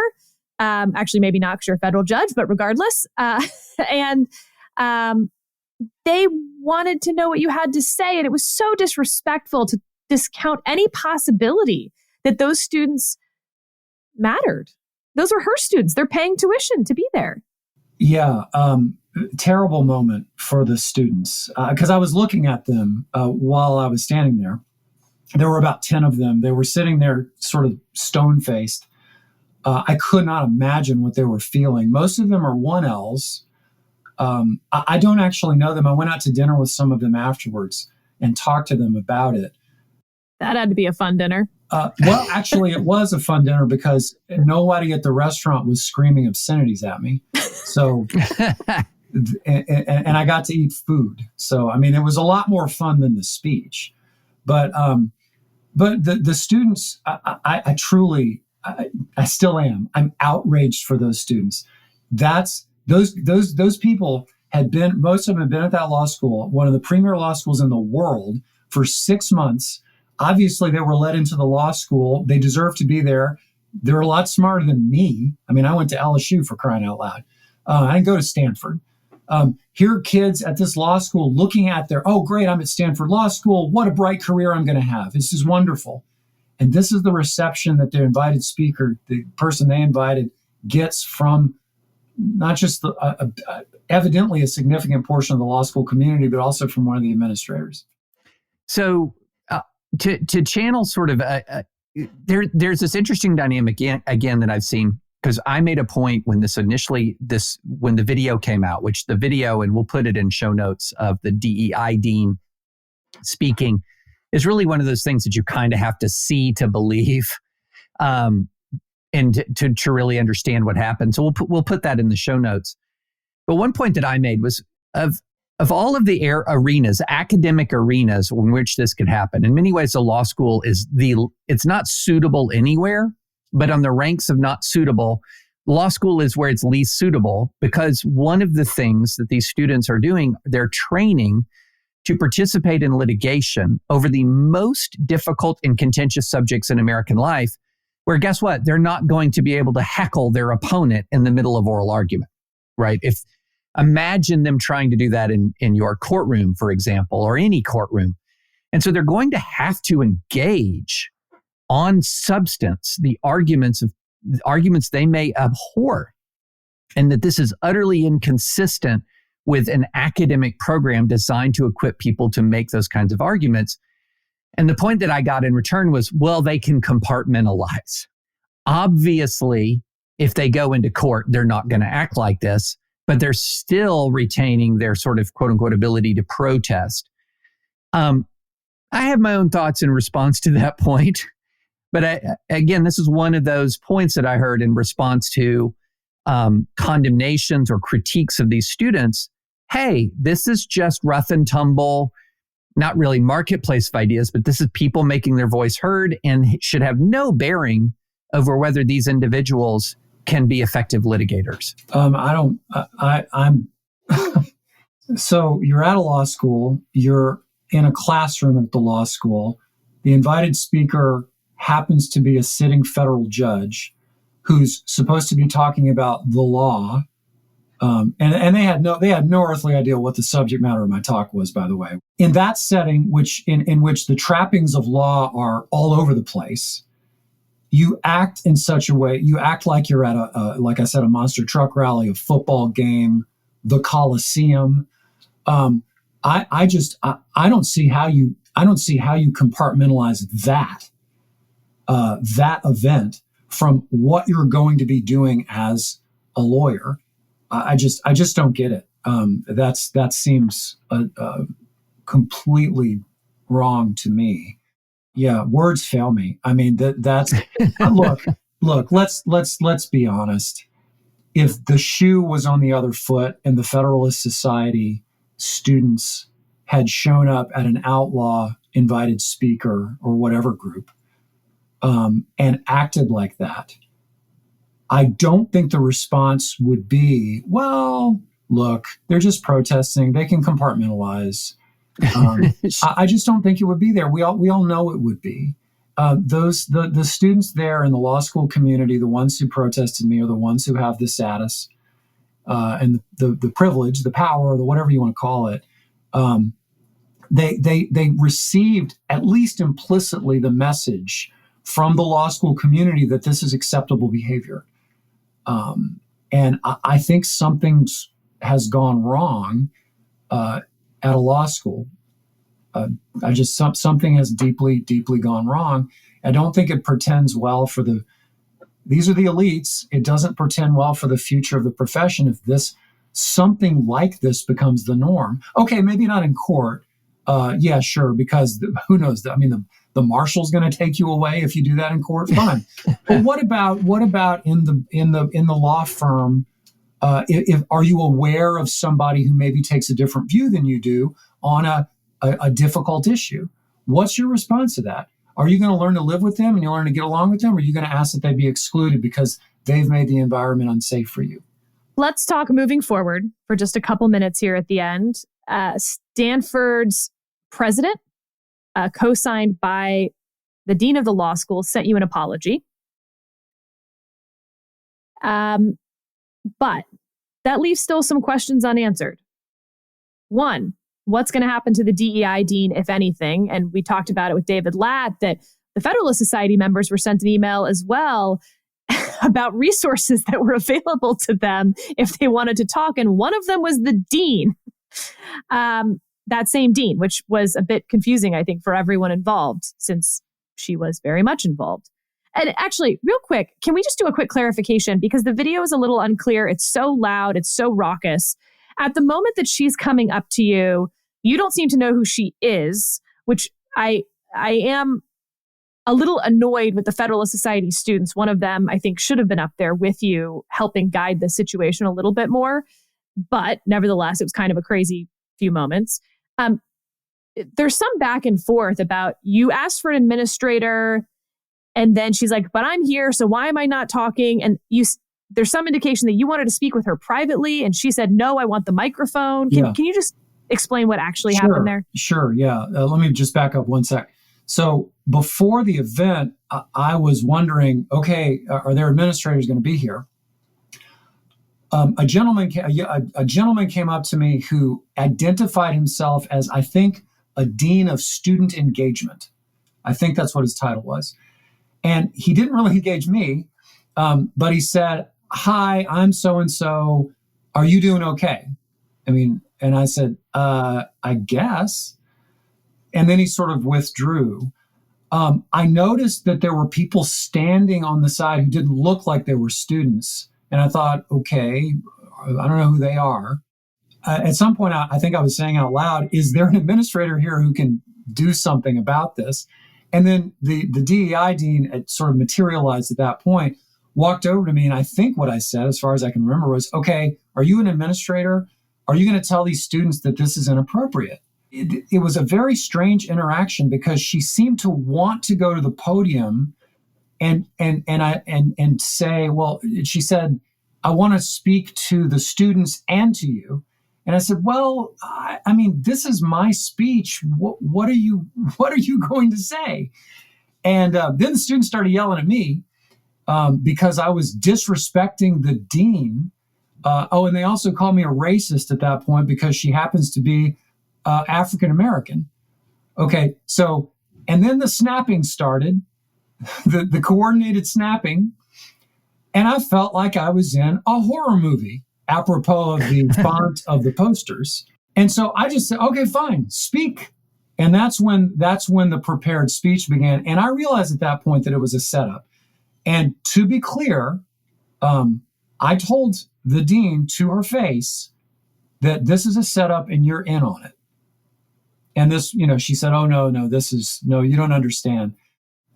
I saw somebody online or somebody sent me something that said I'm a racist for not understanding that she was a dean or something. I don't know. Okay. Give me a break. We've reached terminal stupidity at this point. It was a nutty, weird, disorienting situation. The only people who had any right to feel uncomfortable in that situation were the FedSoc students and me.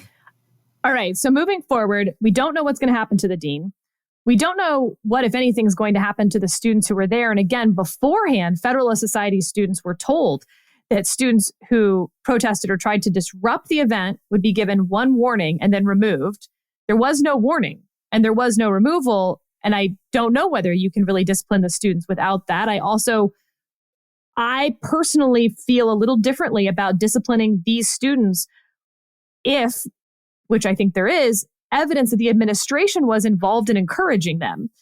Because it's a little hard to hold the students responsible for something that they were told wasn't going to violate the speech policy. And then it turns out, of course, it does by the letter of the speech policy. That's different than what happened in Yale. But other things we don't know. What about other judges that are, other Republican appointed judges, let's even say, that are set to come speak at Stanford? Are they still going to come speak? Should they come speak at Stanford? And another issue that is out there is that one of your fellow Fifth Circuit judges, Judge Ho, after the Yale event, said that there should be a boycott of Yale law students who matriculated after. So they'd be matriculating, I guess, or accepted for this coming fall type thing. Should there be something like that for Stanford? Have we moved past that to the point where now there'll be no clerks for you guys because all of the law schools are like that? And so I'm wondering if you have any thoughts on what effect this event will have on some of those future decisions, what effect it should have. Well, those are all great questions. I'm not sure I have answers to them. I mean, okay, just to take a few. Yes, I know that there are federal judges scheduled to go to Stanford soon, and I've spoken to some of them. Of course, I'm going to leave it up to them whether they go. Personally, I wouldn't go unless I had a rock solid guarantee that nothing like this would happen. I'm not sure how you do that because I've also heard that there have been private messages sent by students at Stanford that say, oh, we're going to do this again to the next federal judge. Mm-hmm. So I don't know how you do that. I would never go back there or into any other situation where I didn't have a rock solid guarantee that it's not going to happen. And why? Because I'm afraid of them? No, I'm not afraid of them. But that's just such an awful situation, and it's so counterproductive, and it just doesn't do anybody any good. Like I said, I'm not a professional provocateur, so I don't enjoy that. I don't know about a boycott. I'm not saying that yet. Frankly, my inclination is to go to the board of the Federalist Society right now and say, I want you to apply to me to be a clerk in my chambers as soon as you graduate from law school, to out of gratitude for inviting me there and out of solidarity with you. I think Stanford's law students would probably I know I've had a Stanford Law School clerk who's wonderful. And as long as I think they make great clerks, as long as they're not hurling profanity and abuse at you.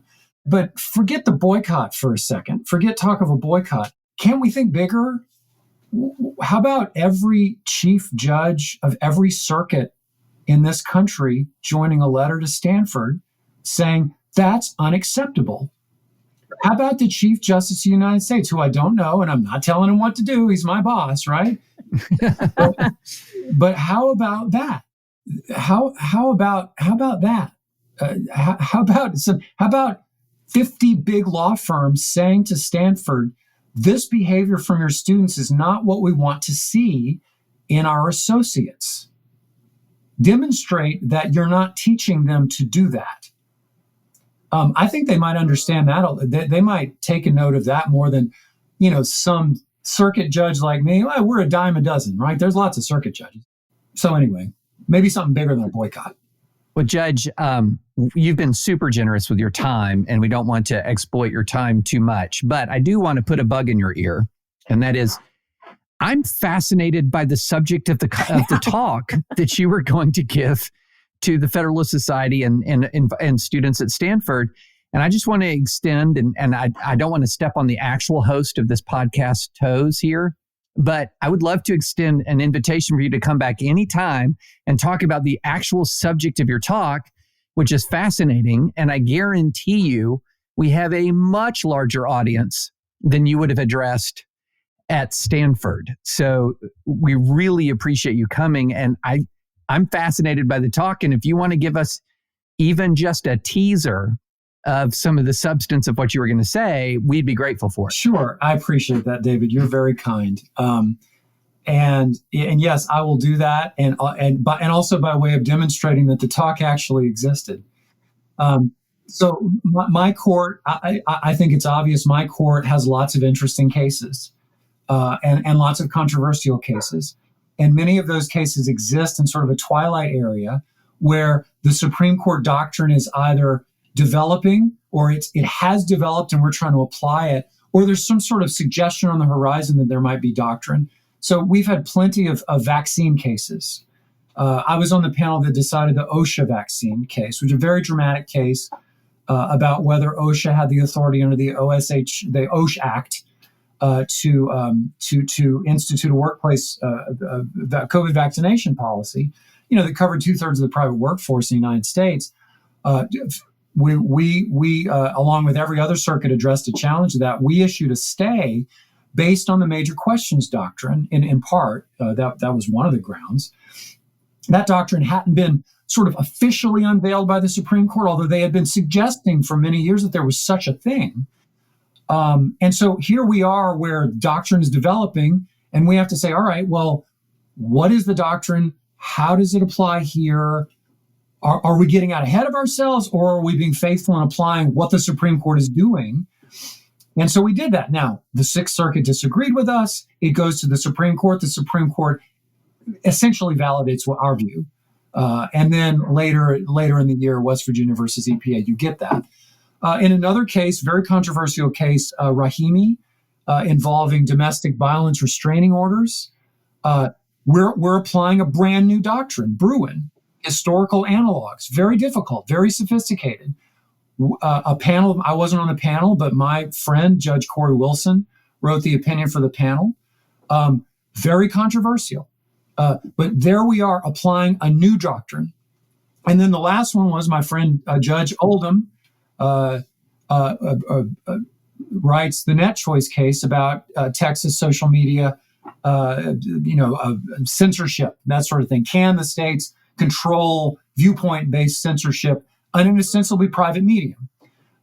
Very, very interesting case. There are really no Supreme Court precedents that are directly on point. You've got 11th Circuit decision from another quote-unquote Trump judge, Judge Newsom, going the opposite direction on a Florida law. This is fascinating stuff, right? And I might add, it's not designed to be controversial.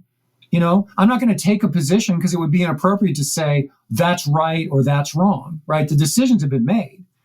And I would have thought that law students would be interested in the decision-making process on a circuit court in areas like that, cutting-edge areas. So that's what I was going to talk about. And it was there on my iPad, right there. Judge, you'll be so pleased to hear that our next episode, this is a special, multi-session episode of Advisory Opinions. But on our next episode, we're going to talk about Rahimi Revisited and the changes to Rahimi and its reissuance and Judge Ho's concurrence. And when I left off with a little bit of a cliffhanger to David was, I don't know, I'm starting to be a little bit convinced. So we absolutely, if you ever just want some time on a microphone to deliver the full speech here, the whole thing, you can just have the floor without any interruptions, though perhaps I'll give a short introduction. Well, you are so kind to have me. I really very much appreciate it. I think this was a very, very difficult situation. And look, let me try to be as charitable as I can. Obviously, the students there found my presence offensive. Okay, I accept that. The problem here was not their feelings, not their views, not whether they're right or I'm right, whatever, but sort of how we deal with such a situation together, in a situation in a law school with an invited speaker. All of this stuff has to do with how we treat each other, how we reason with each other, how the legal system's supposed to work, what students are supposed to be learning. It's very difficult. I think it was extremely unfortunate what happened. And I am happy, I guess. Yeah, I'm happy that Stanford offered a formal apology. Is it enough? No. Obviously, the problem runs deeper. That just didn't happen. That wasn't a one-off. I'm not smart enough to know how deep that problem runs or where it comes from, or what do you do to remedy it. But something needs to be done at a systemic level. And frankly, I don't even mean to single out Stanford. I think this could happen at other places. Maybe it has already. But it's anyway. I hope it's the beginning. As they say, I hope it's the beginning of a conversation that people will continue to have. And anyway, thank you for having me on. I really appreciate it. And wait, real quick, just for those who can't see the judge right now, you do have a Jaws poster over your shoulder. In fact, it's not like this whole room is filled with movie posters. Like, all I can see is a shark. Well, so, I mean, you just said like you don't like being in a horror movie, but there's your Jaws poster. So I just wanted to give you a chance to explain your Jaws poster. Well, my children gave me that for Christmas because they heard that I was allowed to see that movie, which was PG, I might add, at the time, at a very impressionable age. It made an impression on me, and I, whenever I need a safe space, whenever I need sort of a warm blanket, I put on Jaws. It brings back good memories. That is not a rom-com, Judge. It's not. But I hope you get some good. I hope you get some good popcorn blanket time with the family to watch Jaws this week for sure. I think you earned it. Okay, David. Wow, this was a pretty cool day for us. I mean, we talked to David Lat, then we got to talk to Judge Duncan. What are your takeaways? Well, you know how some mornings you wake up and you're like, I cannot wait to greet this day? I feel like that's you every day, though. No, but especially today, especially this podcast, because this is one incident, but it reveals a lot, I think. And I was really appreciative of David Lat walking us through all of the backstory, and very appreciative of Judge Duncan coming in and talking about it from his perspective. And I asked both David Lat and Judge Duncan about, the judge's response to it, in part because that was the only thing that I really saw gaining traction online as sort of a defense of, not so much a defense of the students, but a critique of the judge himself. And I was really glad to hear him address it. I was really glad to hear David Lat's perspective on it. And I do think, and I think the judge really brought up something valuable, which is when you're in the center of a, verbal hurricane, it is a disorienting experience. And this sort of idea that we're going to sit there in judgment, as David, says, I'm not going to sit there in judgment. We're going to sort of sit there in judgment and say, oh yeah, the real story here is about how the judge reacted in the center of what is, by any reasonable measure, an extraordinarily improper, inappropriate, aggressive. And I would also say, when you're in the middle of something like this, he has said in other contexts that he didn't feel like there was any physical situation that he was worried about.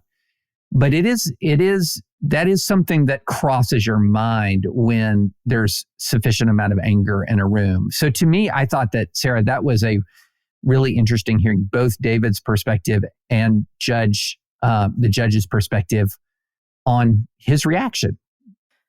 I thought that his suggestion that the Chief Justice should say something about this, or that the chief judges from all the circuits could, sign a joint letter about something like this. And maybe most impactfully, law firms. I thought that was really a fascinating suggestion because I think it would be really meaningful.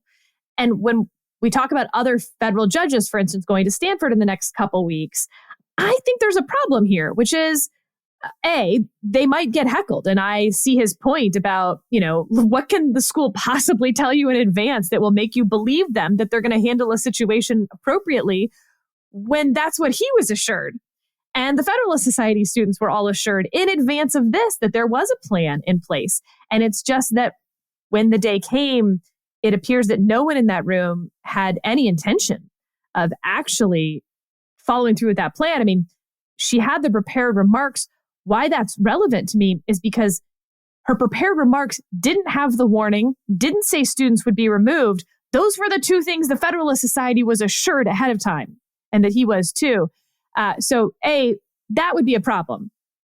But what's a bigger problem, David?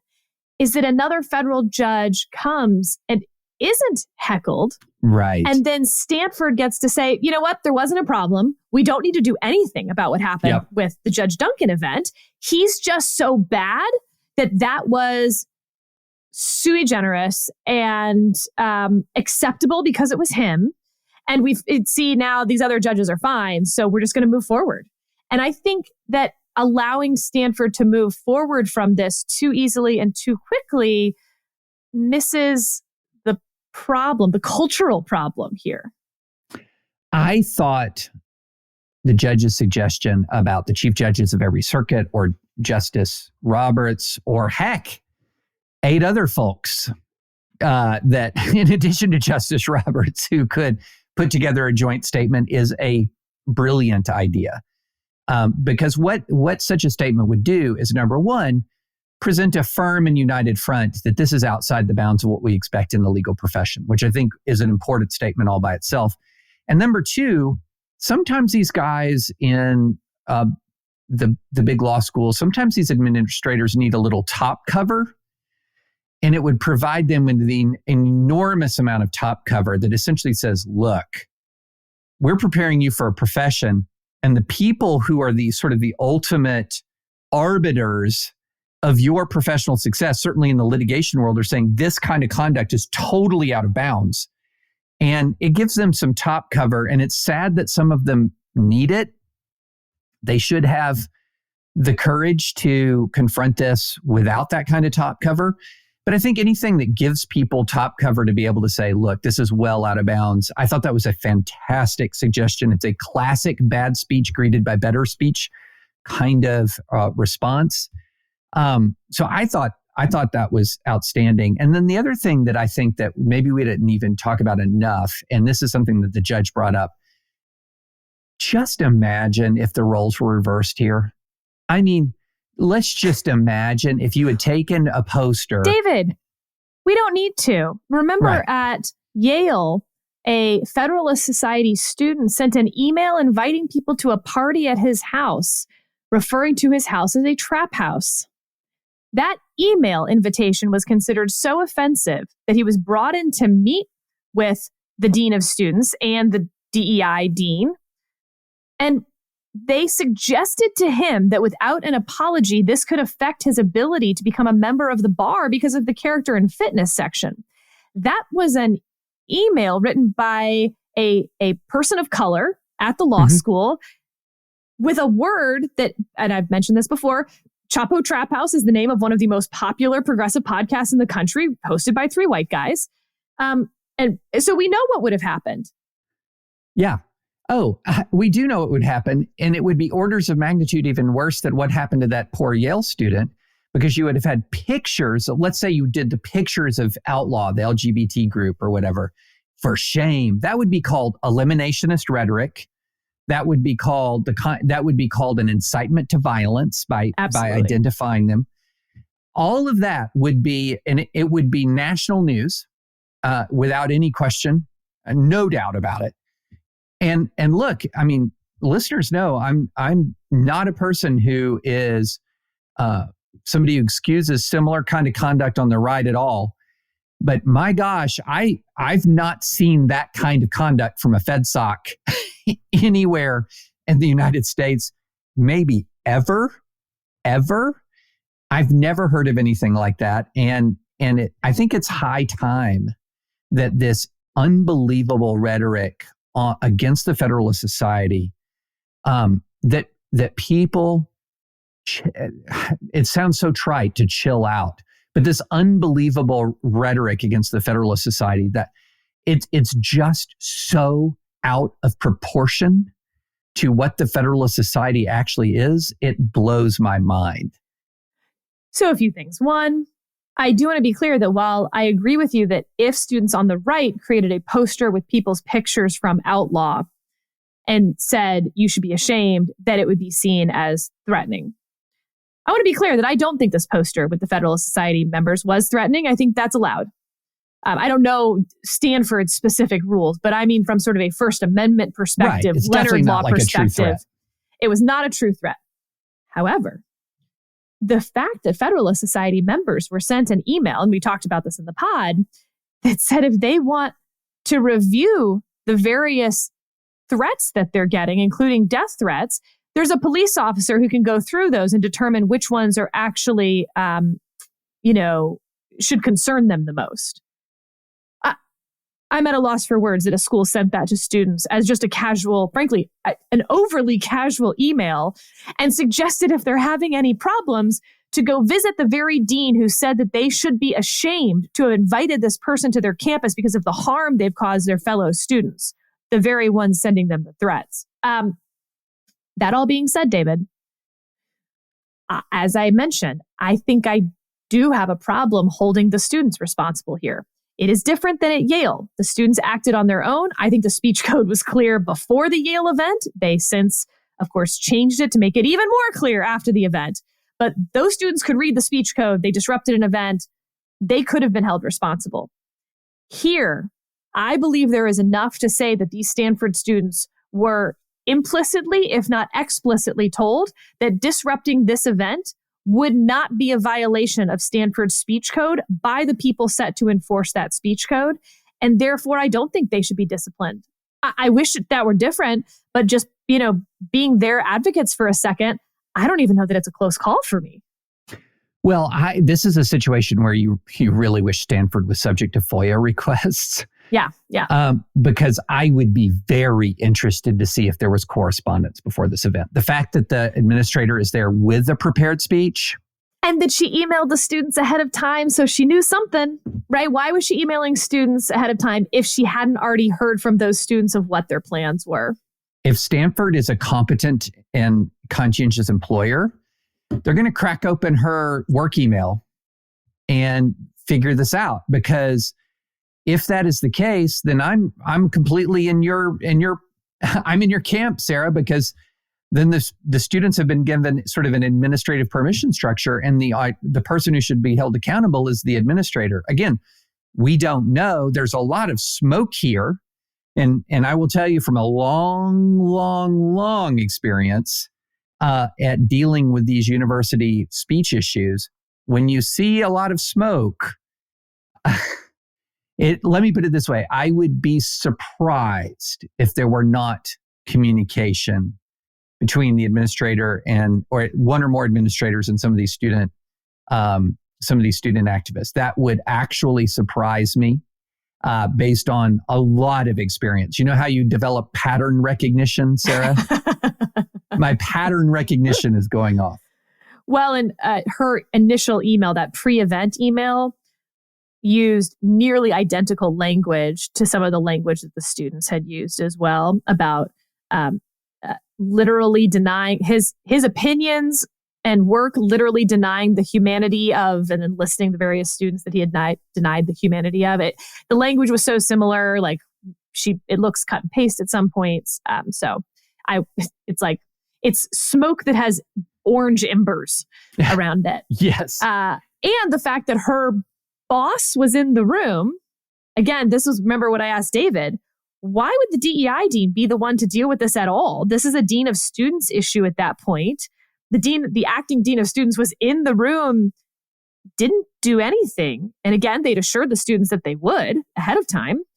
And then the DEI dean's the one who takes the podium. And look, there's been some discussion of whether it was inappropriate of her to take the podium in the first place. And David, I'm very curious for your thoughts on this. So the event is being disrupted by the students. Judge Duncan is at the podium. He's saying, is there an administrator here? Then the administrator walks up.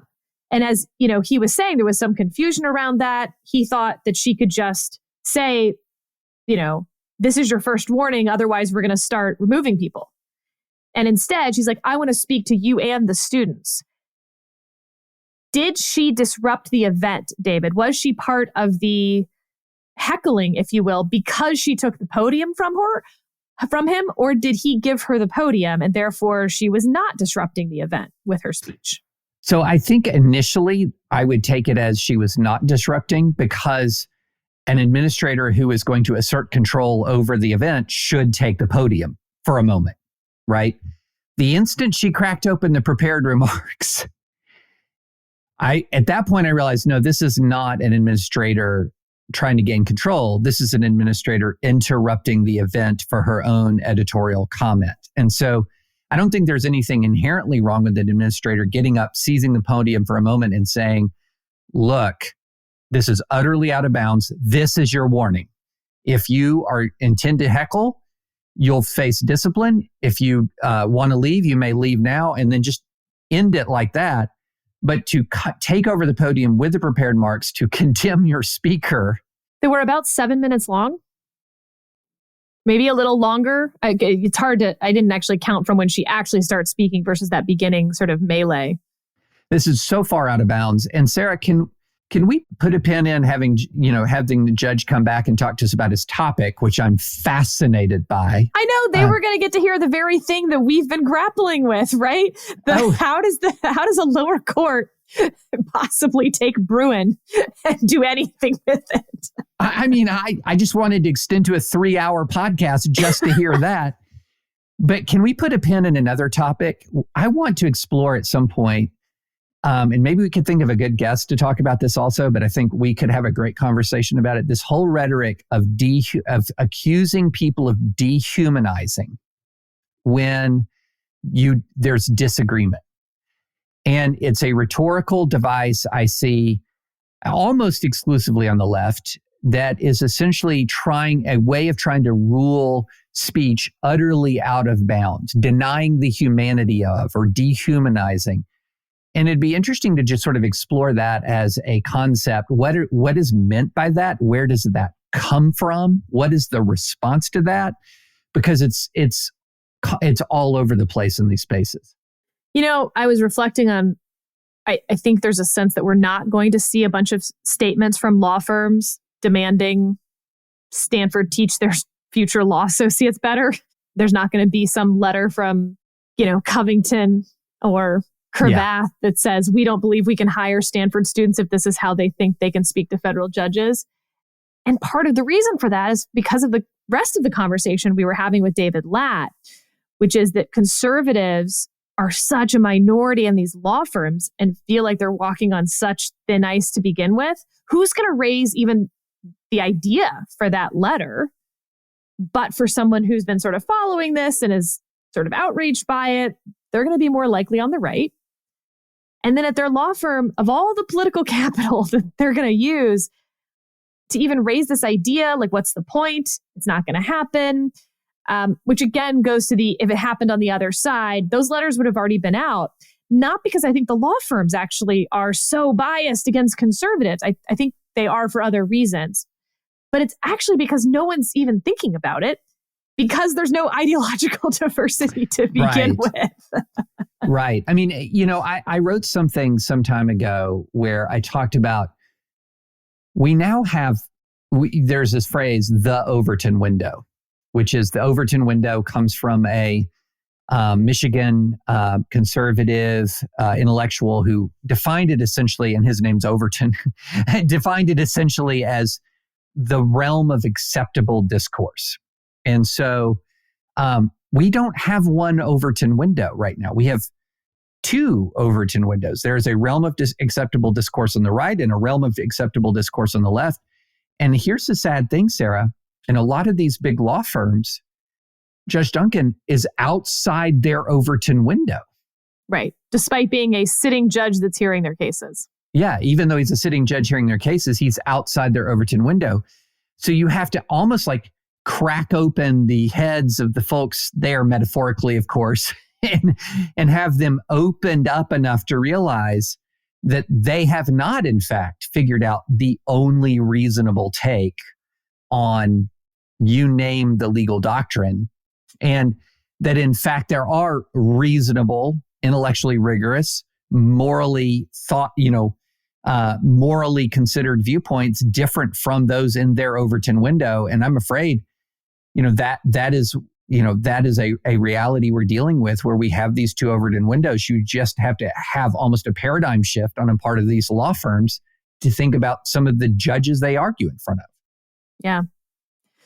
The numbers on Jones Day I thought were particularly fascinating. Jones Day really is considered the conservative law firm. They represented Donald Trump in some cases. 75% give to Democrats.